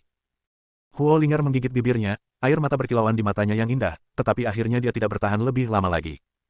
Dia tahu bahwa Dev benar. Dengan kemampuannya saat ini, pergi ke sana justru bisa menjadi beban. Guru Xuanwei juga berdiri dan membungkuk dengan hikmat kepada Dev, sahabat muda, kebenaranmu patut dikagumi. Meskipun sekte pedang Qingming telah hancur, tulang-tulang orang tua ini masih berguna. Aku hafal betul medan, distribusi kekuatan, dan lokasi susunan teleportasi tersembunyi di surga ke-12. Jika kau tidak keberatan, aku ingin menjadi pemandumu. Lin Xiao dan Su Qianyu yang berada di belakangnya juga membungkuk bersamaan, kami bersedia mengikuti guru. Dev menatap leluhur api bumi, yang mengangguk sedikit. Kalau begitu, saya harus merepotkan Anda, Tuan. Dev membalas salam itu dengan menangkupkan tangan, lalu pandangannya menyapu para kultivator yang telah melarikan diri dari surga ke-12 di aula utama. Saudara-saudara Taois, kalian boleh tinggal di paviliun api bumi untuk memulihkan diri dan berlatih untuk sementara waktu. Ketika kita mencapai terobosan di surga ke-12, mungkin kita masih membutuhkan kekuatan kalian. King Yangzi dan yang lainnya saling memandang, dan akhirnya membungkuk serempak, kami bersedia mengikuti perintah Anda. Meskipun rasa takut masih menyelimuti hati mereka, kata-kata Dev akhirnya menyalakan kembali secercah harapan dalam diri mereka. Ini bukan tentang melarikan diri. Ini tentang mengumpulkan kekuatan, menunggu kesempatan yang tepat, dan kemudian membalas. Tidak ada waktu untuk disia-siakan. Dev menoleh ke langit di luar aula, tatapan penuh tekad terpancar di matanya. Kami akan berangkat dalam 3 hari. Selama 3 hari itu, Dev juga tidak berdiam diri. Dia berlatih bersama Huolinger setiap hari sampai Huolinger kehabisan tenaga dan tidak bisa lagi bangun. Dev tahu bahwa perjalanan ke-12 surga ini akan memakan waktu bertahun-tahun sebelum dia bisa bertemu Huolinger lagi dan bermain dengannya. Mari kita nikmati kesenangan sepuasnya sekaligus. 3 hari kemudian, di depan gerbang paviliun di Huo. Huo Ventian memimpin para tetua untuk mengantar mereka. Huolinger, dengan air mata di matanya, menyelipkan liontin giok emas merah tua ke tangan Dev, ini adalah jimat pelindung paviliun api bumi. Jika kau menghancurkannya di saat kritis, ia dapat melepaskan perisai api sejati bumi. Kau harus kembali dengan selamat. Dev menerima liontin giok itu dan mengangguk dengan sungguh-sungguh, tentu. Leluhur api bumi telah berganti pakaian menjadi jubah abu-abu sederhana dan berdiri di satu sisi dengan tangan di belakang punggung, auranya sepenuhnya tersembunyi, seperti seorang lelaki tua biasa. Raja Iblis Awan Merah tetap sombong seperti biasanya. Di bawah kaki Dev, mengikuti unicorn api kecil, Wang Chai. Guru Xuanwei berdiri di sisi lain bersama Lin Xiao dan Su Qianyu. Pendeta Taois tua itu telah berganti pakaian mengenakan jubah Taois yang bersih, dan cambuk yang patah telah diperbaiki. Ekspresinya kembali tenang seperti biasanya, tetapi jauh di dalam matanya, masih ada kesedihan dan tekad yang tak tergoyahkan. Sistem teleportasi sudah siap. Huo Ventian berkata dengan suara berat, formasi ini mengarah ke lembah tersembunyi di pinggiran reruntuhan medan perang kuno surga ke-12. Dulunya merupakan medan perang kuno, di mana ruangnya kacau dan sulit dideteksi. Tetapi kita harus berhati-hati, karena ada banyak batasan kuno dan roh pendendam yang tersisa di medan perang kuno tersebut. Dev mengangguk, mengerti. Dia menatap sekali lagi ke arah pegunungan yang mengelilingi paviliun bumi api, ke arah Huo Ventian dan Huolinger, serta para tetua dan murid yang datang untuk mengantarnya pergi. Kemudian, dia berbalik dan melangkah ke dalam susunan teleportasi. Ketiganya leluhur api bumi, Raja Iblis Awan Merah, Kilin Api Kecil, dan manusia sejati Xuanwei mengikuti dari dekat. Susunan teleportasi itu bersinar terang, dan ruang angkasa terdistorsi dengan hebat. Sesaat kemudian, ketujuh sosok itu menghilang ke dalam pilar cahaya yang menjulang tinggi. Melihat susunan teleportasi yang kosong, Huolinger akhirnya tak kuasa menahan air matanya. Huo Ventian dengan lembut menepuk bahu putrinya, pandangannya tertuju ke arah surga ke-12, ekspresinya sangat serius. Tuan muda, Anda harus kembali hidup-hidup. Masa depan Eleven Heaven, mungkin bergantung pada pundakmu. Titik. Reruntuhan medan perang kuno, di sebuah lembah di tepi lembah. Ruang itu terdistorsi sesaat, dan ketujuh sosok itu terhuyung-huyung jatuh ke tanah. Dev menenangkan diri dan segera melepaskan indera ilahinya untuk menjelajahi sekitarnya. Ini adalah lembah yang sunyi, langit berwarna merah gelap yang menyesakkan, dan udara dipenuhi dengan bau samar darah dan pembusukan. Dinding-dinding gunung di sekitarnya berwarna hitam hangus yang tidak wajar, seolah-olah telah terbakar oleh suhu tinggi yang mengerikan. Banyak sekali kerangka berserakan di tanah, beberapa berbentuk manusia, beberapa berbentuk hewan, dan beberapa fragmen tulang dari makhluk yang asal-usulnya sama sekali tidak dapat dikenali. Di kejauhan, samar-samar terlihat reruntuhan bangunan kuno yang bobrok, dan roh-roh pendendam berwarna abu putih melayang di udara, muncul dan menghilang. Ini medan perang kuno. Dev mengerutkan kening. Aura pembunuh, kebencian, dan energi kematian yang masih terasa di udara, bahkan setelah ribuan tahun, tetap begitu kuat hingga terasa mengerikan. Guru Xuanwei mengayunkan cambuknya, dan seberkas cahaya terang menyelimuti semua orang, mengisolasi mereka dari atmosfer dunia luar yang membusuk. Memang benar, tempat ini adalah sisa-sisa pertempuran besar di zaman kuno. Konon, ada makhluk-makhluk di puncak alam abadi atas atau bahkan lebih tinggi yang tewas di sini. Struktur spasialnya sangat rapuh dan mengandung berbagai fragmen aturan yang aneh, sehingga hanya sedikit kultivator yang berani menjelajahinya lebih dalam. Dia menunjuk ke timur, 3.000 mil ke timur terletak kota Tiansu, kota paling makmur di bagian timur surga ke-12. Tapi sekarang, mungkin sudah menjadi reruntuhan. Dev melihat ke arah itu dan melihat pilar cahaya abu putih samar melesat ke langit di Cakrawala Timur.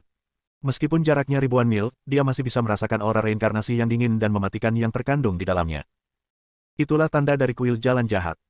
Ayo kita pergi dari sini dulu. Leluhur api bumi tiba-tiba berbicara, matanya yang keruh menyapu kehampaan di sekitarnya, sesuatu telah terganggu. Sebelum kata-kata itu selesai diucapkan, roh-roh pendendam berwarna abu putih yang melayang di kejauhan tiba-tiba menoleh serempak, rongga mata gelap mereka menatap ketujuh orang di lembah itu. Sesaat kemudian, jeritan melengking menggema di seluruh langit dan bumi. Roh-roh pendendam yang tak terhitung jumlahnya, seperti hiu yang mencium bau darah, menyerbu dari segala arah. Bab 5928, Tersipu. Jeritan melengking itu seperti ratapan 10.000 hantu, dan roh-roh pendendam berwarna abu-abu dan putih dari seluruh medan perang kuno itu langsung mendidih, seperti permukaan danau yang dilempari kerikil. Ribuan roh pendendam muncul dari kedalaman reruntuhan, dari tumpukan tulang, dan bahkan dari celah di kehampaan. Wujud mereka terpelintir dan kabur, beberapa mempertahankan bentuk manusia, sementara yang lain hanyalah gumpalan kabut abu-abu yang berputar-putar, dengan nyala api hijau yang menyeramkan berkedip-kedip di rongga mata mereka. Hal yang paling aneh adalah roh-roh pendendam ini tidak terbang ketika bergerak, melainkan bergerak seolah berenang di air, menciptakan riak berwarna abu putih di udara. Bentuk barisan. Guru Xuan Wei adalah orang pertama yang bereaksi. Dia mengayunkan pengocoknya, dan ribuan benang perak melesat, berubah menjadi jaring perak raksasa yang menyelimuti ketujuh orang itu. Rune biru mengalir di jaring, memancarkan aura murni dan damai. Itu adalah susunan pembersih hati dan penekan jiwa, Taois, yang dirancang khusus untuk menundukkan roh jahat. Gelombang pertama roh-roh pendendam menghantam jaring cahaya, menghasilkan suara menwus dan korosif. Tubuh mereka yang berwarna abu putih meleleh dengan cepat, seperti es dan salju yang bertemu api. Namun, jumlah roh pendendam yang datang terlalu banyak, satu demi satu, menyebabkan jaring cahaya itu bergetar hebat. Wajah Xuan Wei Zhenren memucat, jelas menunjukkan bahwa dia berada di bawah tekanan yang sangat besar. Tuan, Lin Xiao dan Su Qianyu menyerang secara bersamaan. Pedang panjang berbalut kain kasar di belakang Lin Xiao dihunus dengan bunyi dentang, cahaya pedangnya seperti pelangi, berubah menjadi 36 bayangan pedang yang membentuk susunan pedang di sekitar jaring cahaya. Setiap bayangan pedang sangat tajam, dan dimanapun ia lewat, roh-roh pendendam itu terbelah menjadi dua, dengan energi pedang berwarna cian berputar di sekitar luka untuk mencegah mereka bersatu kembali. Su Qianyu duduk bersila, mengambil lonceng perak dari pinggangnya, dan menggoyangkannya perlahan dengan tangannya yang halus. Bunyi lonceng yang nyaring menyebar dalam gelombang suara yang terlihat. Kemanapun gelombang suara itu mencapai, gerakan roh-roh pendendam menjadi tampak lambat, dan nyala api hantu di mata mereka berkedip-kedip tak beraturan, seolah-olah pikiran mereka telah diganggu oleh suatu kekuatan. Namun, ini hanya bisa menunda segalanya untuk sementara waktu. Roh-roh pendendam lainnya berdatangan dari segala arah, di antaranya terdapat beberapa makhluk dengan aura yang sangat kuat raja-raja roh pendendam. Sesosok roh pendendam raksasa, setinggi lebih dari 3 zang dan terdiri dari tulang-tulang yang tak terhitung jumlahnya, meraung ke langit, rongga matanya yang kosong menyala dengan api merah gelap. Setiap langkah yang diambilnya, tanah retak seperti jaring laba-laba, dan bau busuk serta kematian menyembur keluar seperti gelombang pasang. Di sisi lain, roh pendendam seorang wanita yang mengenakan pakaian istana compang camping, dengan wajah cantik namun pucat, melayang di udara. Ia memegang jepit rambut giok yang patah di tangannya dan dengan lembut menyenandungkan melodi kuno yang menyayat hati. Begitu melodi itu sampai ke telinga, ia akan menggugah jiwa, dipenuhi kesedihan, dan sangat mengurangi semangat juang. Jiwa yang tersisa begitu berani bersikap kurang ajar. Cahaya merah menyala terpancar dari mata Raja Iblis Awan Merah, dan energi iblisnya meledak. Dia melangkah keluar dari jaring cahaya, dan dengan satu gerakan tangan kanannya, sebuah pedang panjang yang seluruhnya terbuat dari api iblis merah gelap muncul begitu saja dari udara. Api iblis, pembunuh jiwa. Dengan gerakan menyapu, pedang merah gelap itu melesat di udara, dan kemanapun ia lewat, puluhan roh pendendam berubah menjadi abu sebelum mereka sempat berteriak.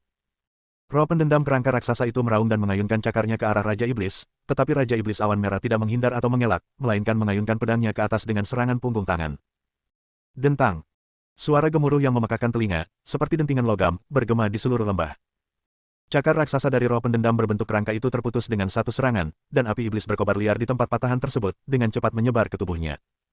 Roh pendendam itu mengeluarkan raungan yang menyakitkan, dan cakarnya yang lain mengamuk liar, mencoba memadamkan api iblis, tetapi bagaimana mungkin api iblis dari Raja Iblis Awan Merah adalah api biasa. Itulah api sejati kelahiran yang telah menyatu dengan energi iblis dari 9 alam bawah, dan dirancang khusus untuk membakar jiwa. 3 tarikan napas kemudian, tubuh besar roh pendendam bertulang itu roboh dengan suara keras, berubah menjadi tumpukan debu tulang hangus. Hanya itu saja.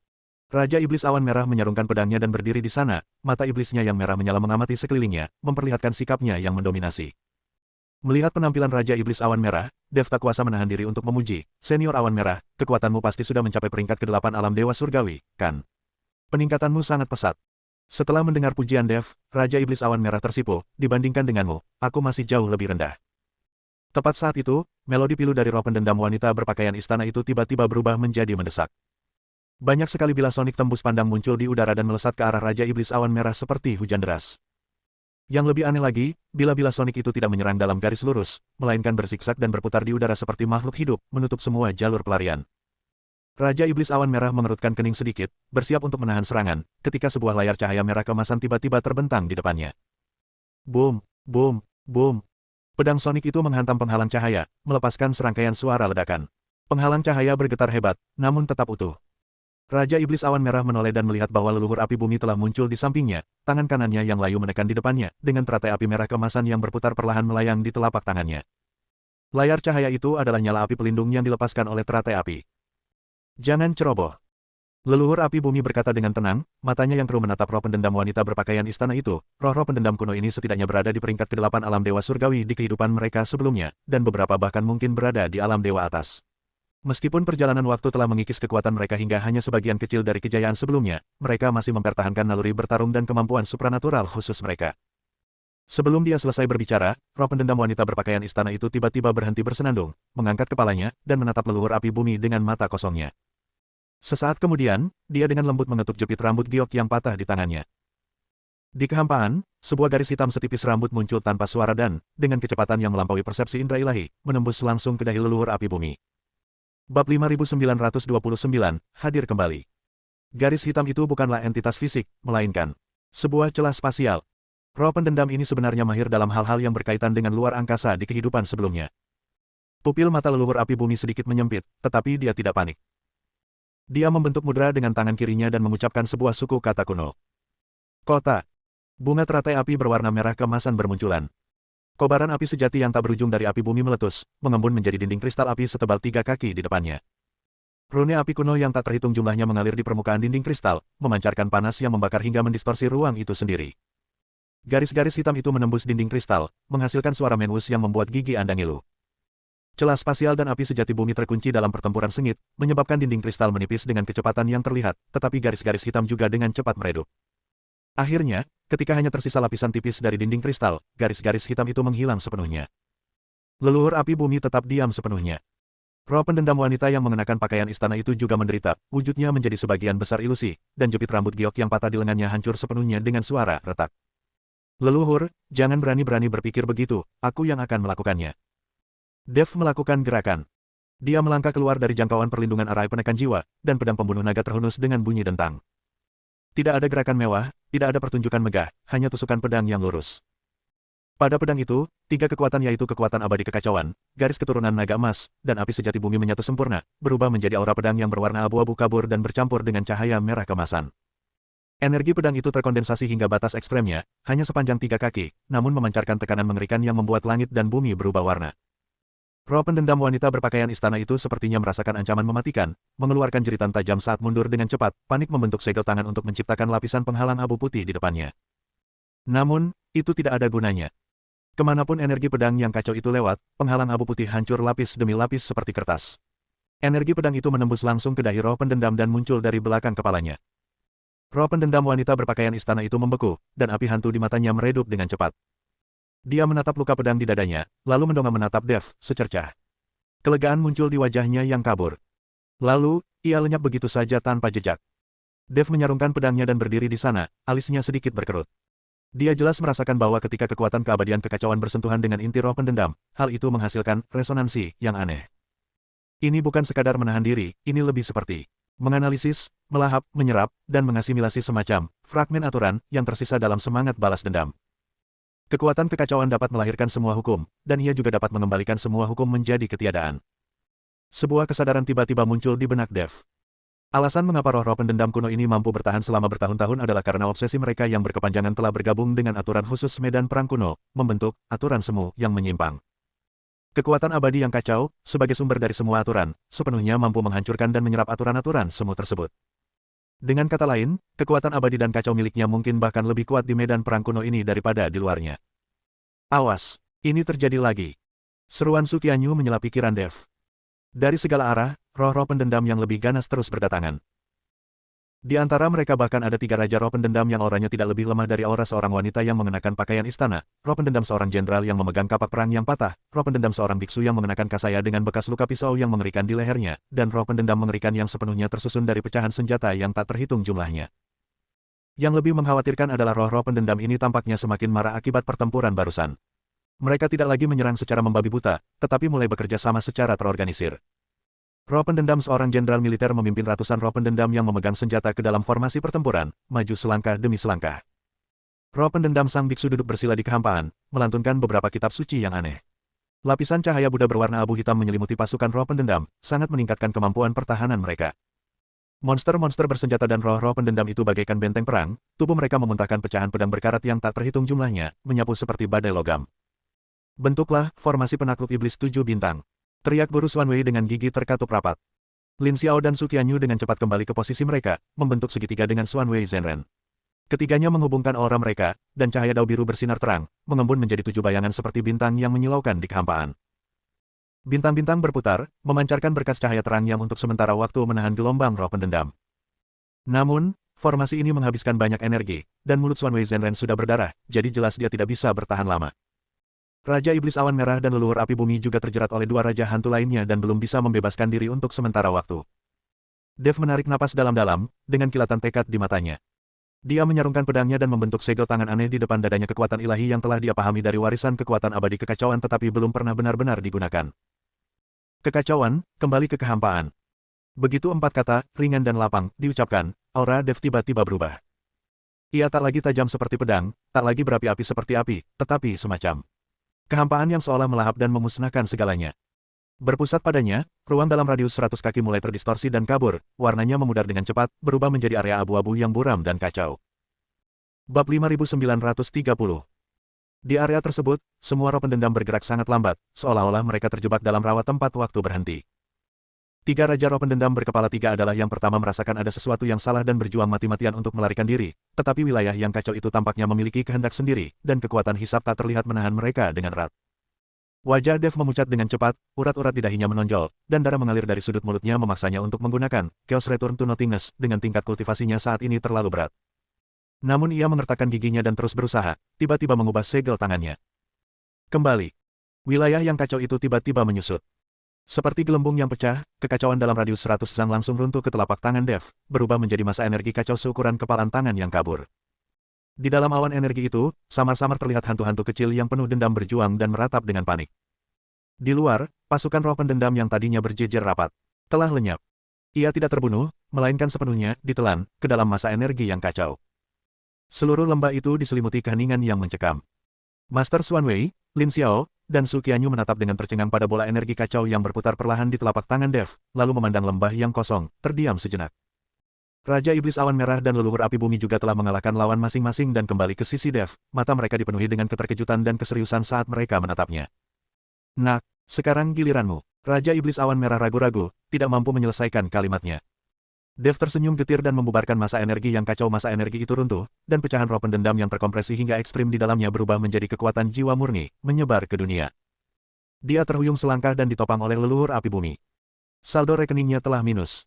Leluhur Api Bumi berkata dengan suara dalam, sambil meletakkan telapak tangannya di punggung Dev dan menyalurkan esensi sejati api bumi murni ke dalam tubuhnya. Meskipun kekuatan ilahi ini kuat, konsumsinya jauh melebihi batas kemampuanmu saat ini. Di masa depan, kamu tidak boleh menggunakannya sembarangan kecuali benar-benar diperlukan. Dev mengangguk dan duduk bersila untuk mengatur pernapasannya. Pada saat itu juga, dia merasakan jiwanya, kekuatan abadi, dan bahkan daya hidupnya terkuras habis dengan panik. Seandainya bukan karena sifat mendalam dari kekuatan keabadian kekacauan itu sendiri, ditambah dengan kemampuan pemulihan yang kuat yang diberikan oleh garis keturunan naga emas, dia mungkin akan kehabisan energi sebelum dia bahkan dapat menyelesaikan penggunaan kekuatan ilahinya.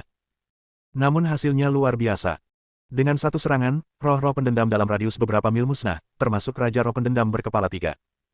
Medan pertempuran kuno ini aman untuk saat ini. Setengah jam kemudian, Dev perlahan membuka matanya. Meskipun napasnya masih agak lemah, dia baik-baik saja. Guru Xuanwei melangkah maju dan menatapnya dengan ekspresi rumit, sahabat muda Dev. Sekarang aku akhirnya mengerti mengapa kau berani datang ke surga ke-12 sendirian. Kekuatan dan metode seperti itu telah sepenuhnya melampaui cakupan tingkatan ketiga alam dewa abadi. Dev menggelengkan kepalanya, Anda terlalu memuji saya, Guru.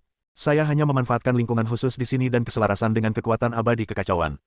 Mungkin tidak akan berhasil di luar. Dia berhenti sejenak, menatap pilar cahaya abu putih di timur. Tugas paling mendesak adalah menghubungi sekte-sekte yang masih bertahan di surga ke-12 sesegera mungkin. Pria sejati baru saja mengatakan bahwa meskipun sekte pedang Azure telah dihancurkan, masih ada beberapa sekte yang masih melakukan perlawanan. Guru Xuanwei mengangguk, ekspresinya kembali serius, benar. Meskipun istana jalan jahat itu kuat, 12 langit sangat luas dan tak terbatas, dan mereka tidak mungkin dapat menyapu bersih semua kekuatan dalam waktu singkat. Sejauh yang saya ketahui, setidaknya ada 3 kekuatan yang masih memberikan perlawanan yang gigih. 70.000 mil ke arah barat daya terletak lembah 10.000 binatang buas. Sekte ini mewarisi seni kuno penjinakan binatang buas, dan para muridnya semuanya membentuk kontrak simbiosis dengan binatang buas iblis, yang memungkinkan mereka untuk memerintah binatang buas ini dalam pertempuran. Lembah ini adalah rumah bagi puluhan ribu berbagai jenis makhluk iblis, mulai dari serigala angin kencang tingkat rendah hingga elang emas sayap petir tingkat tinggi. Bahkan ada desas-desus bahwa beberapa makhluk purba tertidur jauh di dalam lembah. Master lembah penjinak binatang buas yang mulia surgawi Li Baichuan adalah ahli alam abadi tingkat atas tingkat 2, dan dia telah menjinakkan Raja Singa Api berkepala 3 yang setara dengan ahli alam abadi tingkat atas. Aula jalan jahat menyerang. Lembah 10.000 binatang buas 2 kali, tetapi dipukul mundur oleh gelombang binatang buas kedua kalinya. Namun meskipun monster iblis itu kuat, mereka tetap berisiko dirasuki roh pendendam dan berbalik melawan tuan mereka ketika menghadapi pemburu jiwa yang ahli dalam menyerang jiwa. 9.000 mil ke arah timur, terdapat Paviliun Pedang Surgawi. Ini adalah sekte kultivasi pedang nomor 1 di surga ke-12. Para murid di paviliun semuanya mengkultivasi manual pedang 9 surga, yang menekankan pada pemecahan semua hukum dengan satu pedang. Ketua paviliun, si gila pedang, Du Guao, baru berada di puncak peringkat ke-9 alam dewa surgawi, tetapi kemampuan pedangnya telah mencapai tingkat tertinggi manusia dan pedang menjadi satu, dan dia pernah memegang rekor melukai para seorang kultivator alam dewa atas peringkat pertama. Formasi perlindungan paviliun pedang surgawi, formasi 10.000 pedang kembali ke sekte, dapat memanfaatkan energi logam dalam radius 1.000 mil untuk berubah menjadi pedang guna membunuh musuh, sehingga membuatnya sangat kuat. Namun, sebagian besar kultivator pedang bersifat penyendiri dan tidak pandai bersosialisasi, jadi membujuk mereka untuk bergabung mungkin tidak akan mudah. Di timur laut, sejauh 120.000 mil, terletak Sekte 5 Elemen. Sekte ini mengolah Dao Agung 5 elemen, dan murid-muridnya berasal dari 5 garis keturunan logam, kayu, air, api, dan tanah, yang mengkhususkan diri dalam mantra 5 elemen dan formasi serangan gabungan. Markas besar sekte ini terletak di pertemuan 5 urat spiritual elemen, di mana ia dapat memanfaatkan kekuatan 5 elemen langit dan bumi. Pemimpin sekte, Yang Mulia 5 Elemen, Jin Buhuan, adalah dewa tingkat atas tingkat pertama dan mahir dalam teknik pelarian dan transformasi 5 elemen. Sekte 5 elemen unggul dalam pertahanan. Susunan reinkarnasi 5 elemen, mereka tidak akan pernah habis, dan oleh jalan jahat telah mengepungnya selama lebih dari sebulan tanpa mampu menembusnya. Namun, Sekte 5 elemen memiliki kelemahan fatal, ada banyak faksi di dalam sekte tersebut, dan perselisihan internal sering terjadi antara 5 garis keturunan. Jika bukan karena tekanan dari musuh eksternal, sekte itu mungkin sudah terpecah belah. Setelah Xuan Wei Zhenren selesai berbicara, dia menatap Dev, ketiga sekte ini saat ini merupakan tulang punggung perlawanan 12 langit terhadap aula jalan jahat. Gelombang binatang buas lembah binatang dapat langsung menghadapi pasukan pemburu jiwa, kultivator pedang paviliun pedang surgawi memiliki kekuatan serangan terkuat dan dapat membunuh pemimpin musuh, sekte 5 elemen memiliki pertahanan yang tak tertandingi dan dapat berfungsi sebagai benteng. Jika ketiganya benar-benar bersat dan saling mendukung, mereka akan memiliki kekuatan untuk bertarung. Mata Dev berbinar, lembah 10.000 binatang adalah yang terdekat, dan aula jalan jahat telah gagal menyerangnya 2 kali, menunjukkan bahwa mereka cukup waspada terhadap lembah 10.000 binatang, dan bahkan mungkin merencanakan serangan ketiga. Mari kita pergi ke lembah 10.000 binatang terlebih dahulu. Raja Iblis Awan Merah menyeringai, sekte penjinak hewan buas. Menarik, aku ingin melihat apakah hewan buas iblis mereka lebih kuat, atau hewan pemangsa milikku. Leluhur api bumi mengangguk sedikit, aku pernah bertemu Li Baichuan dari lembah 10.000 binatang di masa mudaku. Meskipun dia memiliki temperamen yang berapi-api, dia adalah orang yang menepati janji. Jika kita bisa mendapatkan kepercayaan aliansi ini akan setengah berhasil. Kalau begitu, mari kita segera berangkat. Dev menatap Guru Xuan Wei, Guru, apakah ada jalan pintas? Guru Xuan Wei mengeluarkan kompas perunggu itu lagi, dan setelah menyalurkan kekuatan sihir ke dalamnya, kompas itu memproyeksikan peta bayangan, di mana garis merah berkelok-kelok membentang dari medan perang kuno ke arah barat daya. 3.000 mil di sebelah barat daya tempat ini, terdapat sebuah susunan teleportasi kuno yang terbengkalai. Susunan teleportasi itu awalnya dibangun oleh sekte kuno, sekte Yuling, dan dapat terhubung langsung ke pegunungan 100 binatang di pinggiran lembah 10.000 binatang. Namun, karena usianya, susunan tersebut sebagian besar rusak dan membutuhkan seseorang yang ahli dalam susunan untuk memperbaikinya sebelum dapat digunakan. Tiba-tiba, unikorn api kecil di bawah Dev mengeluarkan auman, mengarahkan cakarnya yang kecil ke arahnya, dan matanya yang berwarna merah kemasan penuh dengan kesombongan. Leluhur api bumi tertawa dan berkata, makhluk kecil ini secara alami peka terhadap aliran energi, dan dia mungkin benar-benar dapat membantu memperbaiki formasi kuno tersebut. Ayo kita mulai. 7 sosok berubah menjadi garis-garis cahaya dan melesat ke arah barat daya. Bab 5931, Susunan Teleportasi Kuno. Kira-kira selama 1 batang dupa setelah mereka pergi. Kekosongan di atas lembah itu terdistorsi, dan 3 sosok yang mengenakan baju zirah jiwa berwarna hitam pekat muncul dengan tenang. Pemimpinnya adalah seorang pria parubaya dengan wajah yang menyeramkan. Dia menatap lembah kosong di bawah, dan merasakan gejolak pertempuran yang masih terasa di udara. Alisnya berkerut. Aura roh pendendam yang begitu kuat, dan kekuatan yang aneh dan mengerikan. Dia mengangkat tangannya dan menggenggam, memisahkan segumpal udara abu-abu kabur dari udara yang melayang di telapak tangannya. Udara itu tampak biasa saja, namun secara halus mengandung makna melahap dan memusnahkan segalanya. Pria berpenampilan menyeramkan itu mencoba menyelidiki dengan kekuatan jiwanya, tetapi gumpalan udara itu tiba-tiba menerjang dengan dahsyat dan malah melahap sebagian kecil kekuatan jiwanya. Puff! Dia mengerang, wajahnya memucat, dan buru-buru mengibaskan tangannya untuk menghilangkan hembusan angin itu. Tuanku! Kedua pemburu jiwa di belakangnya bergegas maju. Pria berwajah menyeramkan itu melambaikan tangannya, dengan secerca kejutan dan ketidakpastian di matanya, kekuatan ini tampaknya memiliki batasan alami pada kekuatan jiwa. Laporkan ini kepada Jenderal Boneka segera. Selain itu, kirimkan orang untuk mencari di sekitar area seluas 1000 mil untuk menemukan individu yang mencurigakan. Ya. Ketiga sosok itu menghilang dengan cepat. 3 jam kemudian, Dev dan kelompoknya tiba di reruntuhan yang ditutupi oleh tanaman rambat dan pepohonan kuno. Dev menyingkirkan rerumputan tinggi, memperlihatkan platform susunan pemain yang sudah usang di bawahnya. Platform susunan itu dibangun dari batu roh berwarna abu-abu kebiruan, dan permukaannya ditutupi dengan rune kuno berbentuk binatang, yang sebagian besar kini buram dan tidak jelas. Inti batu spiritual di tengah platform susunan itu dipenuhi retakan, dengan hanya cahaya spiritual samar yang sesekali berkedip. Ini memang sebuah susunan teleportasi kuno. Guru Xuan Wei berjongkok untuk memeriksanya dengan saksama. Sistem rune ini sangat berbeda dari yang sekarang, tetapi prinsip intinya sama. Selama rune yang hilang diisi, retakan inti diperbaiki, dan energi yang cukup disuntikkan, seharusnya bisa diaktifkan. Dev mengangguk dan menatap unikom api kecil itu. Anak kecil, sekarang terserah padamu. Unikom api kecil itu melompat dari bahu Dev, berlari kecil mengelilingi platform susunan mantra, dan mendekatkan hidungnya ke rune yang rusak, sesekali mengeluarkan suara wow yang rendah. Sesaat kemudian, ia mengangkat salah satu cakar depannya, yang ujungnya bersinar dengan cahaya merah keemasan, dan dengan hati-hati menyentuh sebuah titik di platform susunan tersebut. Berdengung. Platform susunan rune itu sedikit bergetar, dan garis rune yang terputus terisi oleh cahaya merah keemasan, memancarkan cahaya redup. Berhasil, seru Sukianyu dengan gembira. Dev juga berjongkok, telapak tangannya berputar-putar dengan kekuatan abadi yang kacau saat dia dengan hati-hati merasakan jalur energi di dalam platform susunan tersebut. Kekuatan abadi yang kacau dapat menghasilkan segala macam hukum, dan persepsinya terhadap struktur energi formasi jauh melebihi kekuatan spiritual biasa. Dia dengan cepat menemukan bahwa 3 simpul energi utama telah mengering dan 5 koneksi rune telah putus. Saudara Lin, Nona Su, tolong bantu saya menstabilkan struktur luar platform arai. Dev berkata dengan suara berat, Senior Chiyun, ketika saya memperbaiki inti, saya membutuhkan Anda untuk menggunakan api iblis untuk membakar retakan dan melelehkan kembali batu-batu spiritual. Semua orang menjalankan tugasnya dengan baik. Lin Xiao dan Sukianyu berdiri di sisi berlawanan dari platform susunan, cahaya pedang dan gelombang suara mereka saling berjalin membentuk jaring yang menyelimuti platform, mencegah kebocoran energi selama proses perbaikan agar tidak menyebabkan platform tersebut runtuh. Dev meletakkan tangannya di tengah platform susunan, dan kekuatan abadi yang kacau meresap ke inti batu spiritual seperti benang. Inti batu itu tampak hampir hancur, tetapi struktur internalnya sangat tangguh. Kekuatan abadi Dev bertindak seperti pisau bedah terbaik, dengan cermat membersihkan kotoran dari retakan dan membimbing spiritualitas batu spiritual itu sendiri untuk menyembuhkan luka. Pada saat yang sama, kobaran api iblis dari Raja Iblis Awan Merah mendarat tepat pada saat yang dibutuhkan. Api berwarna merah gelap itu sangat panas, namun dikendalikan dengan tepat di bawah titik lele batu spiritual, menyatukan kembali batu spiritual yang retak seolah-olah sedang menempa senjata ilahi. Leluhur api bumi dan manusia sejati yang misterius dan halus berjaga di sekeliling area, mengawasi potensi bahaya apapun. 1 jam kemudian. Berdengung. Seluruh platform susunan tersebut memancarkan cahaya cian yang menyilaukan. Rune yang belum lengkap diisi satu persatu, dan pola-pola kuno berbentuk binatang buas itu tampak hidup dalam cahaya, dengan bayangan samar 100 binatang buas yang meraung.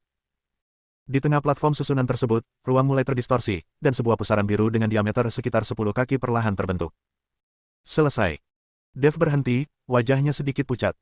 Memperbaiki formasi kuno itu sangat melelahkan pikirannya, tetapi matanya dipenuhi dengan kegembiraan. Master Xuan Wei dengan saksama memeriksa susunan teleportasi itu dan mengangguk, berkata, stabilitasnya dapat diterima, tetapi susunan ini terlalu tua. Ia hanya dapat memindahkan maksimal 5 orang sekaligus, dan lokasi target mungkin sedikit meleset. 5 orang sudah cukup. Dev memandang semua orang dan berkata, leluhur Red Fire, Senior Red Cloud, Crewman Xuan Wei, Kakak Lin, dan aku akan pergi duluan.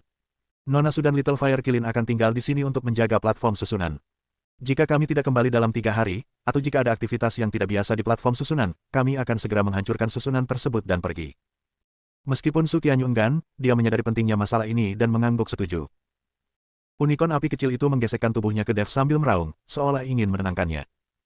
Kelima orang itu melangkah masuk ke dalam pusaran berwarna sian. Dunia berputar di sekelilingnya, dan gaya tarik spasialnya jauh melebihi gaya tarik susunan teleportasi biasa. Dev menggunakan seluruh kekuatan keabadian kekacauan miliknya untuk melindungi tubuhnya, tetapi dia masih merasakan organ dalamnya bergeser. Aku tidak tahu berapa banyak waktu yang berlalu, mungkin hanya sesaat, atau mungkin sudah lama. Bab 5932 Mari kita pergi bersama. Boom! Kelima orang itu tersandung dan jatuh dari udara, di bawah mereka terbentang pegunungan hijau yang bergelombang. Apakah ini pegunungan 100 binatang? Raja Iblis Awan Merah menenangkan diri, mata iblisnya yang merah menyala mengamati sekelilingnya. Di tengah pegunungan, terdengar samar-samar raungan berbagai binatang buas dan kicauan burung. Di kejauhan, bayangan seekor burung besar menyapu langit, bentang sayapnya melebihi 10 zang, jauh di dalam lembah, suara lari yang teredam bergema, menyebabkan tanah sedikit bergetar. Namun yang lebih mencolok lagi adalah aura kebencian berwarna hitam dan merah yang membubung ke langit dari arah barat laut, sekitar 1000 mil jauhnya, bersamaan dengan suara pertempuran yang mengguncang bumi. Tidak bagus. Ekspresi Master Xuanwei berubah drastis. Itu arah lembah 10.000 binatang buas. Aula jalan jahat memang sedang menyerang. Kilatan dingin terpancar di mata Dev, ayo pergi. Kelima orang itu berubah menjadi 5 garis cahaya dan melesat ke arah di mana pertempuran paling sengit terjadi. Di luar lembah 10.000 binatang, di luar barisan pelindung. Pasukan pemburu jiwa yang gelap dan dahsyat, berjumlah lebih dari 5.000, menyerbu seperti awan badai. Mereka membentuk susunan penangkap jiwa, yang aneh, dengan energi reinkarnasi berwarna abu putih yang terjalin di udara menjadi jaring raksasa yang meliputi area seluas puluhan mil. Jaring raksasa itu terus menyusut, mengikis perisai cahaya pelindung lembah 10.000 binatang. Di dalam penghalang pelindung, ribuan makhluk iblis, di bawah komando para penjinak binatang mereka, melancarkan serangan balik yang membabi buta. Singa-singa berapi menyemburkan bola api, elang emas bersayap petir memanggil guntur, badak lapis baja membentuk formasi penyerangan, dan kawanan serigala yang cepat berubah menjadi pusaran angin biru kehijauan. Gelombang binatang buas itu seperti lautan, namun tidak mampu menembus jaring raksasa abu putih yang menyeramkan itu. Yang lebih menakutkan lagi adalah 3 sosok mengancam yang berdiri di depan tim pemburu jiwa. Di sebelah kiri terdapat boneka raksasa setinggi 2 zang, terbungkus rantai pengunci jiwa. Setiap langkahnya menyebabkan bumi bergetar. Itu adalah Jenderal Boneka Penekan Jiwa, dari Aula Jalan Jahat. Di sebelah kanan terdapat seorang lelaki tua kurus kering yang memegang panji tulang putih. Wajah-wajah yang tak terhitung jumlahnya, penuh rasa sakit dan distorsi, dilukis di panji tersebut. Dengan sedikit guncangan, gelombang suara ratapan yang menyayat head menghantam penghalang pelindung, menyebabkan riak terus menyebar di permukaannya. Dan di tengah-tengahnya tak lain adalah kenalan lama Dev, sang pemakan jiwa. Dia masih mengenakan baju zirah bersisik merah gelap, keenam sayapnya terbentang, dan mata abu putihnya menatap dingin ke arah lembah 10.000 binatang yang berjuang di bawahnya. Meskipun wajahnya tanpa ekspresi, tombak abu putih di tangannya, yang terbentuk dari energi reinkarnasi, mampu merobek celah di penghalang pelindung lembah dengan setiap tusukan. Di dalam lembah 10.000 binatang buas, di atas sebuah platform tinggi yang terbuat dari tulang-tulang binatang buas. Seorang lelaki tua bertubuh kekar, mengenakan jubah dari kulit binatang dan berambut merah lebat yang berdiri tegak seperti singa, sedang mengarahkan pertempuran dengan mata merah menyala. Berjongkok di sampingnya adalah seekor singa berapi-api yang menjulang tinggi, setinggi 5 zang, berkepala 3, dan ganas, tak lain adalah guru lembah Li Baichuan dan binatang buas kelahirannya, Raja Singa Berapi berkepala 3. Penguasa lembah. Penghalang pelindung di sudut tenggara akan runtuh. Seorang penjinak binatang buas yang berlumuran darah terhuyung-huyung mendekat. Li Baichuan meraung, kirim naga bumi punggung besi, ke garis depan. Pindahkan semua monster tipe bumi ke sudut tenggara untuk memperkuat pertahanan. Tuan lembah, binatang-binatang iblis kita telah terpengaruh oleh lolongan jiwa dari panji tulang putih itu dan mulai menunjukkan tanda-tanda kegelisahan dan reaksi balik. Tetua lainnya berkata dengan tergesa-gesa. Li Baichuan menggertakkan giginya dan menatap panji tulang putih yang berkibar di udara, matanya berbinar penuh tekad, Raja Singa, ikutlah denganku dan seranglah untuk menghancurkan panji itu. Ketiga Raja Singa api itu meraung serempak, suara mereka mengguncang langit. Namun pada saat itu, Tuan Li, mohon tunggu. 5 pancaran cahaya turun dari langit dan mendarat di platform tinggi, itu adalah Dev dan keempat rekannya. Li Baichuan tiba-tiba berbalik, tatapan tajamnya yang seperti binatang buas menyapu kelima orang itu. Ketika dia melihat Raja Iblis Awan Merah, ekspresinya jelas mengeras, kultivator iblis. Siapa kau? Guru Xuanwei melangkah maju dan menjentikkan pengocoknya, Xuanwei dari Sekte Pedang Biru telah datang bersama teman-temannya untuk membantu. Sekte Pedang Neter Biru. Li Baichuan terdiam sejenak, lalu ekspresi sedih muncul di wajahnya, Tauqi tua Xuanwei. Sekte pedangmu juga.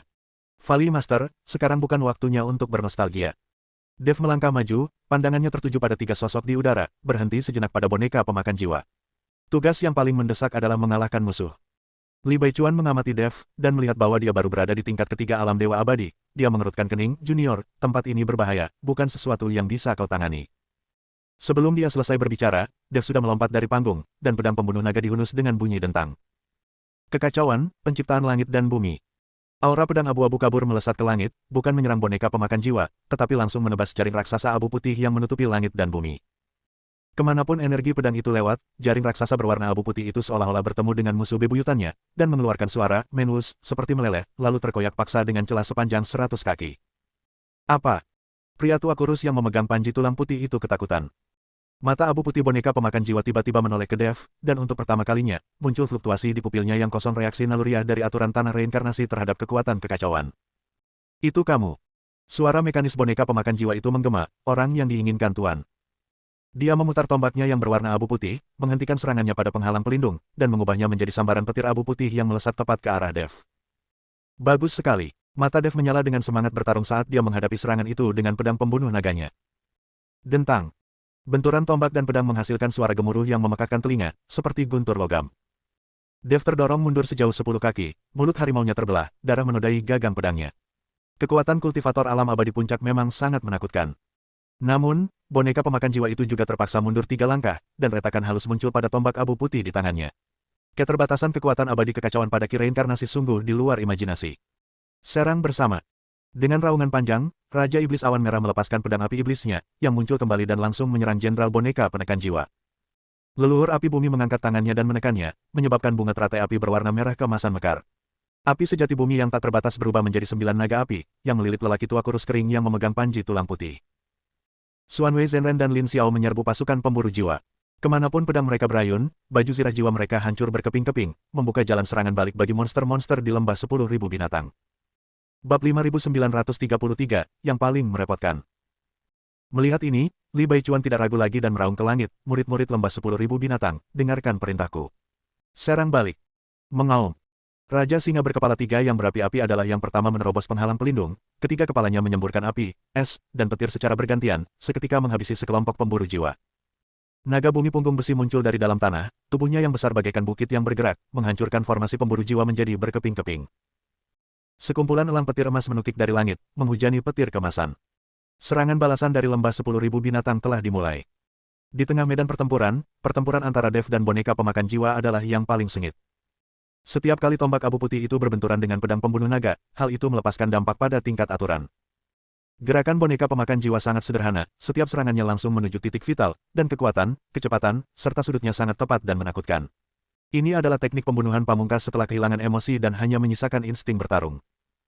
Namun, kekuatan abadi kacau milik Dev secara halus menekan ki siklus lawan. Yang lebih penting lagi, seiring berjalannya pertempuran, Dev menemukan bahwa meskipun gerakan boneka pemakan jiwa itu ganas, gerakan tersebut kurang bervariasi seperti program yang sudah ditetapkan, sempurna namun mudah ditebak. Evolusi kekacauan, api bumi api sejati. Tiba-tiba, kobaran api bumi berwarna merah keemasan muncul dari pedang pembunuh naga, bercampur dengan aura yang kabur dan kacau. Saat pedang itu terhunus, boneka pemakan jiwa secara naluriah menangkis dengan tombaknya, tetapi api sejati bumi menyebar ke batang tombak, menghanguskan pola reinkarnasi di tubuhnya. Boneka pemakan jiwa itu berhenti sejenak, tetapi Dev memanfaatkan kesempatan itu. Pembunuh naga, penghancur pasukan. Cahaya pedang itu, seperti naga, menembus langsung ke celah di sisik dada boneka pemakan jiwa. PF. Sisik berwarna abu putih itu tertembus, dan ujung pedang menembus daging sedalam 3 inci.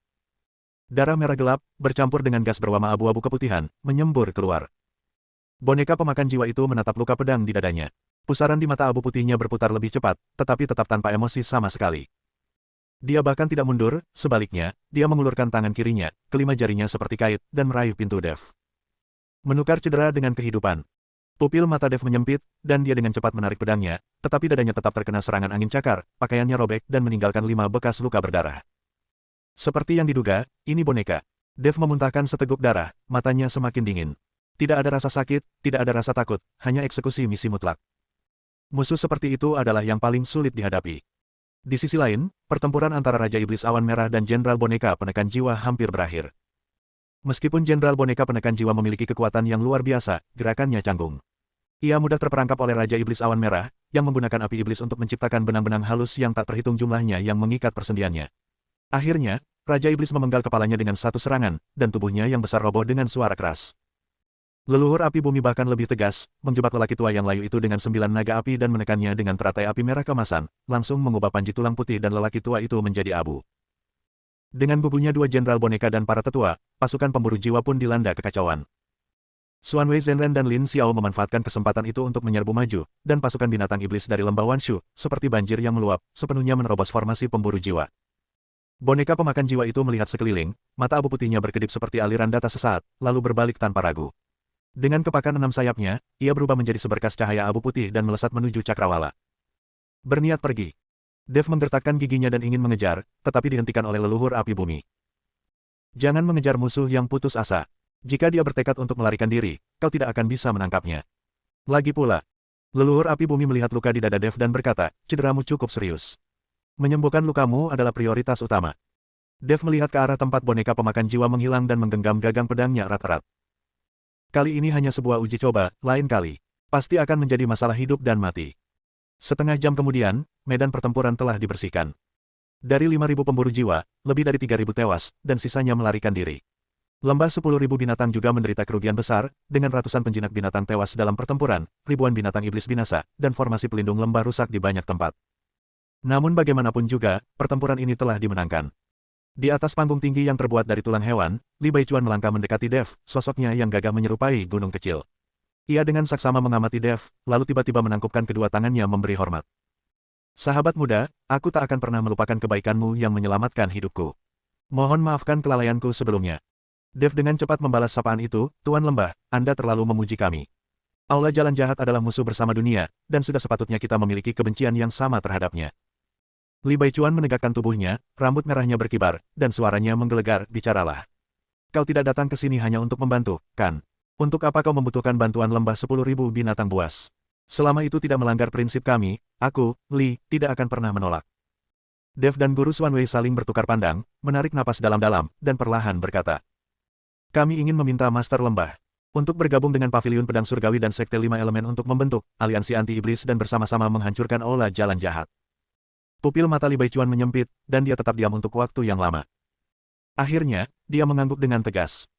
Bagus, Aula Jalan Jahat telah membantai ribuan muridku, kebencian ini tak dapat didamaikan. Adapun aliansi, lembah 10.000 binatang. Bergabung.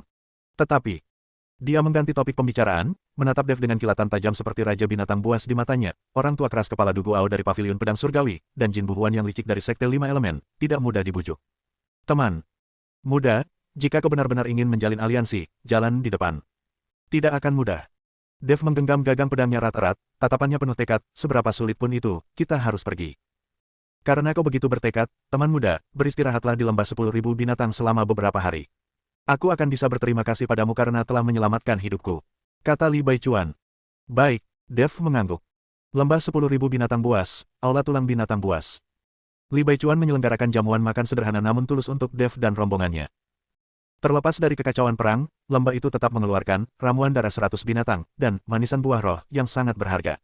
Api unggun di tengah aula utama bergemuruh, menerangi wajah-wajah muram kerumunan orang. Bab 5934, Permohonan Audiensi. Si bajingan tua Dugu Ao itu, 300 tahun yang lalu, berdebat denganku di tebing Tianjian, dan kami hampir berkelahi karena sepotong besi bintang. Li Baichuan meneguk anggur darah dalam jumlah besar, menyeka janggutnya yang merah, dan berkata, dengan temperamennya yang buruk, begitu dia sudah mengambil keputusan, bahkan 9 ekor lembu pun tidak akan bisa menariknya kembali. Kalian ingin dia menundukkan kepala dan membentuk aliansi dengan orang luar itu sulit. Saat makan, Li Baichuan berbicara lagi, mengulangi kata-kata Dev. Master Xuanwei mengelus janggutnya dan berkata, meskipun ketua Paviliun Dugu sombong, dia tidak masuk akal. Aula Jalan Jahat itu kuat, dan Paviliun Pedang Surgawi tidak dapat menopangnya sendirian. Dia seharusnya memahami prinsip ini. Alasan. Li Baichuan mencibir, mencoba berunding dengan seorang fanatik pedang. Pikirannya hanya dipenuhi pedang. Kecuali kau bisa melampauinya dalam ilmu pedang, seberapa banyak pun kau berbicara, dia hanya akan menjawab dengan berisik. Dev merenung, dalam ilmu pedang. Apakah aku lebih unggul darinya?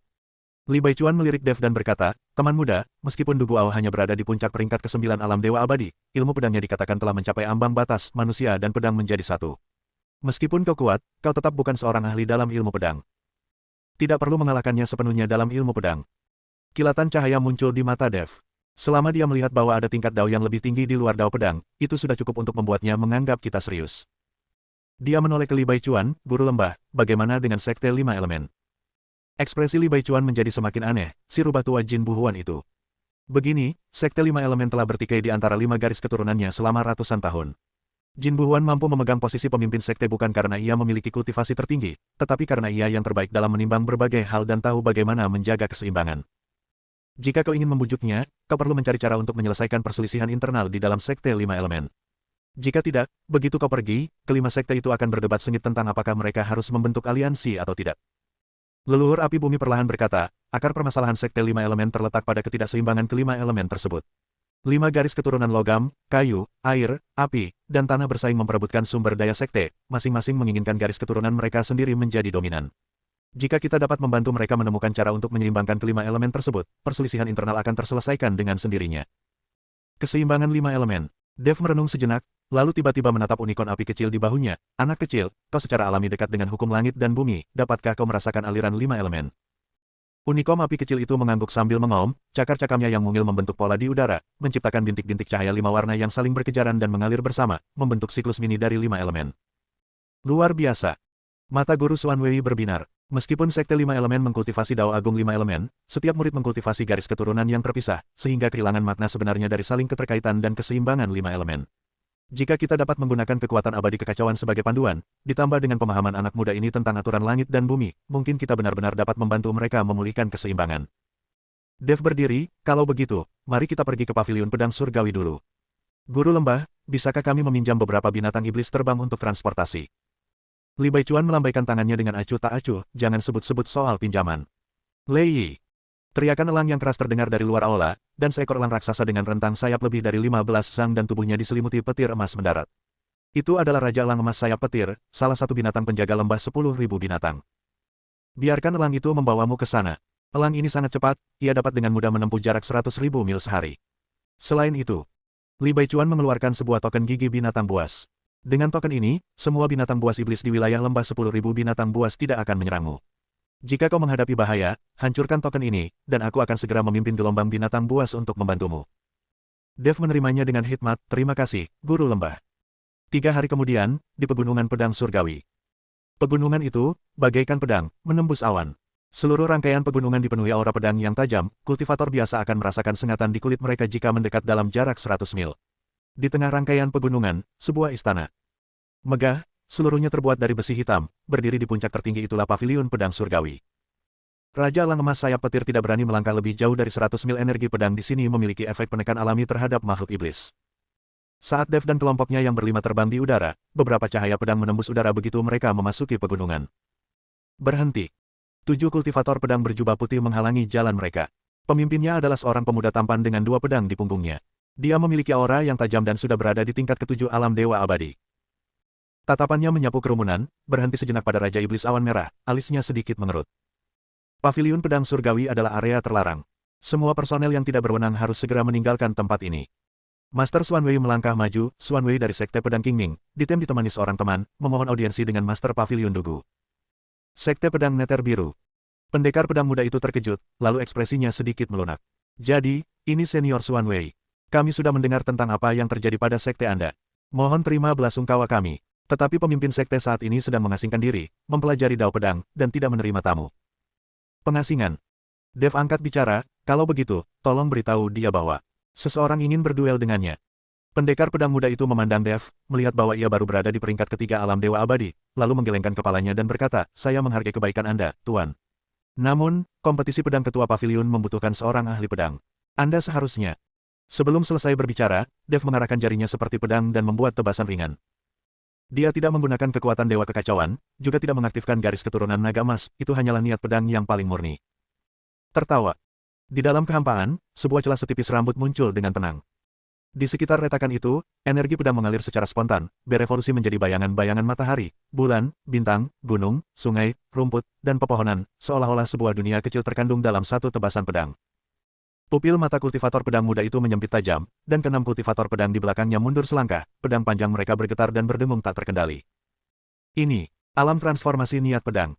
Suara pendekar pedang muda itu bergetar, alam legendaris di luar, manusia dan pedang menjadi satu. Dev menarik jarinya, dan retakan itu menghilang. Dia berkata dengan tenang, sekarang, bolehkah kita membuat pengumuman? Pendekar pedang muda itu menarik napas dalam-dalam, menggenggam pedangnya dengan hikmat dan membungkuk, junior ini buta, mohon tunggu sebentar, senior, saya akan segera memberitahu Anda. Dia berubah menjadi cahaya pedang dan langsung menuju paviliun pedang surgawi. Dia kembali dalam waktu kurang dari waktu yang dibutuhkan sebatang dupa untuk terbakar, dengan sikap yang bahkan lebih hormat, ketua paviliun mengundang kalian semua untuk mengikutiku. Bab 5935, mari kita bertanding. Paviliun pedang surgawi, platform debat pedang. Ini adalah platform melingkar yang tergantung di atas lautan awan. Platform ini seluruhnya terbuat dari batu hitam aneh yang disebut batu uji pedang. Permukaan batu tersebut dipenuhi dengan bekas tebasan pedang dengan kedalaman yang berbeda-beda, yang masing-masing menyimpan maksud tajam dari sebuah pedang. Di tengah panggung, seorang pria lanjut usia yang mengenakan pakaian dari Rami dengan rambut abu-abu acak-acakan berdiri membelakangi kerumunan, menatap langit. Sebilah pedang besi yang tampak biasa saja tergantung di pinggangnya, sarungnya bercorak, tetapi Dev dapat merasakan ketajaman mengerikan yang tersembunyi di dalamnya. Tuan Dugu, orang sejati Xuan Wei membungkuk. Dugu Ao perlahan berbalik. Wajahnya biasa saja, bahkan agak berantakan, tetapi matanya seperti dua pedang ilahi yang terhunus, cukup tajam untuk menembus hati.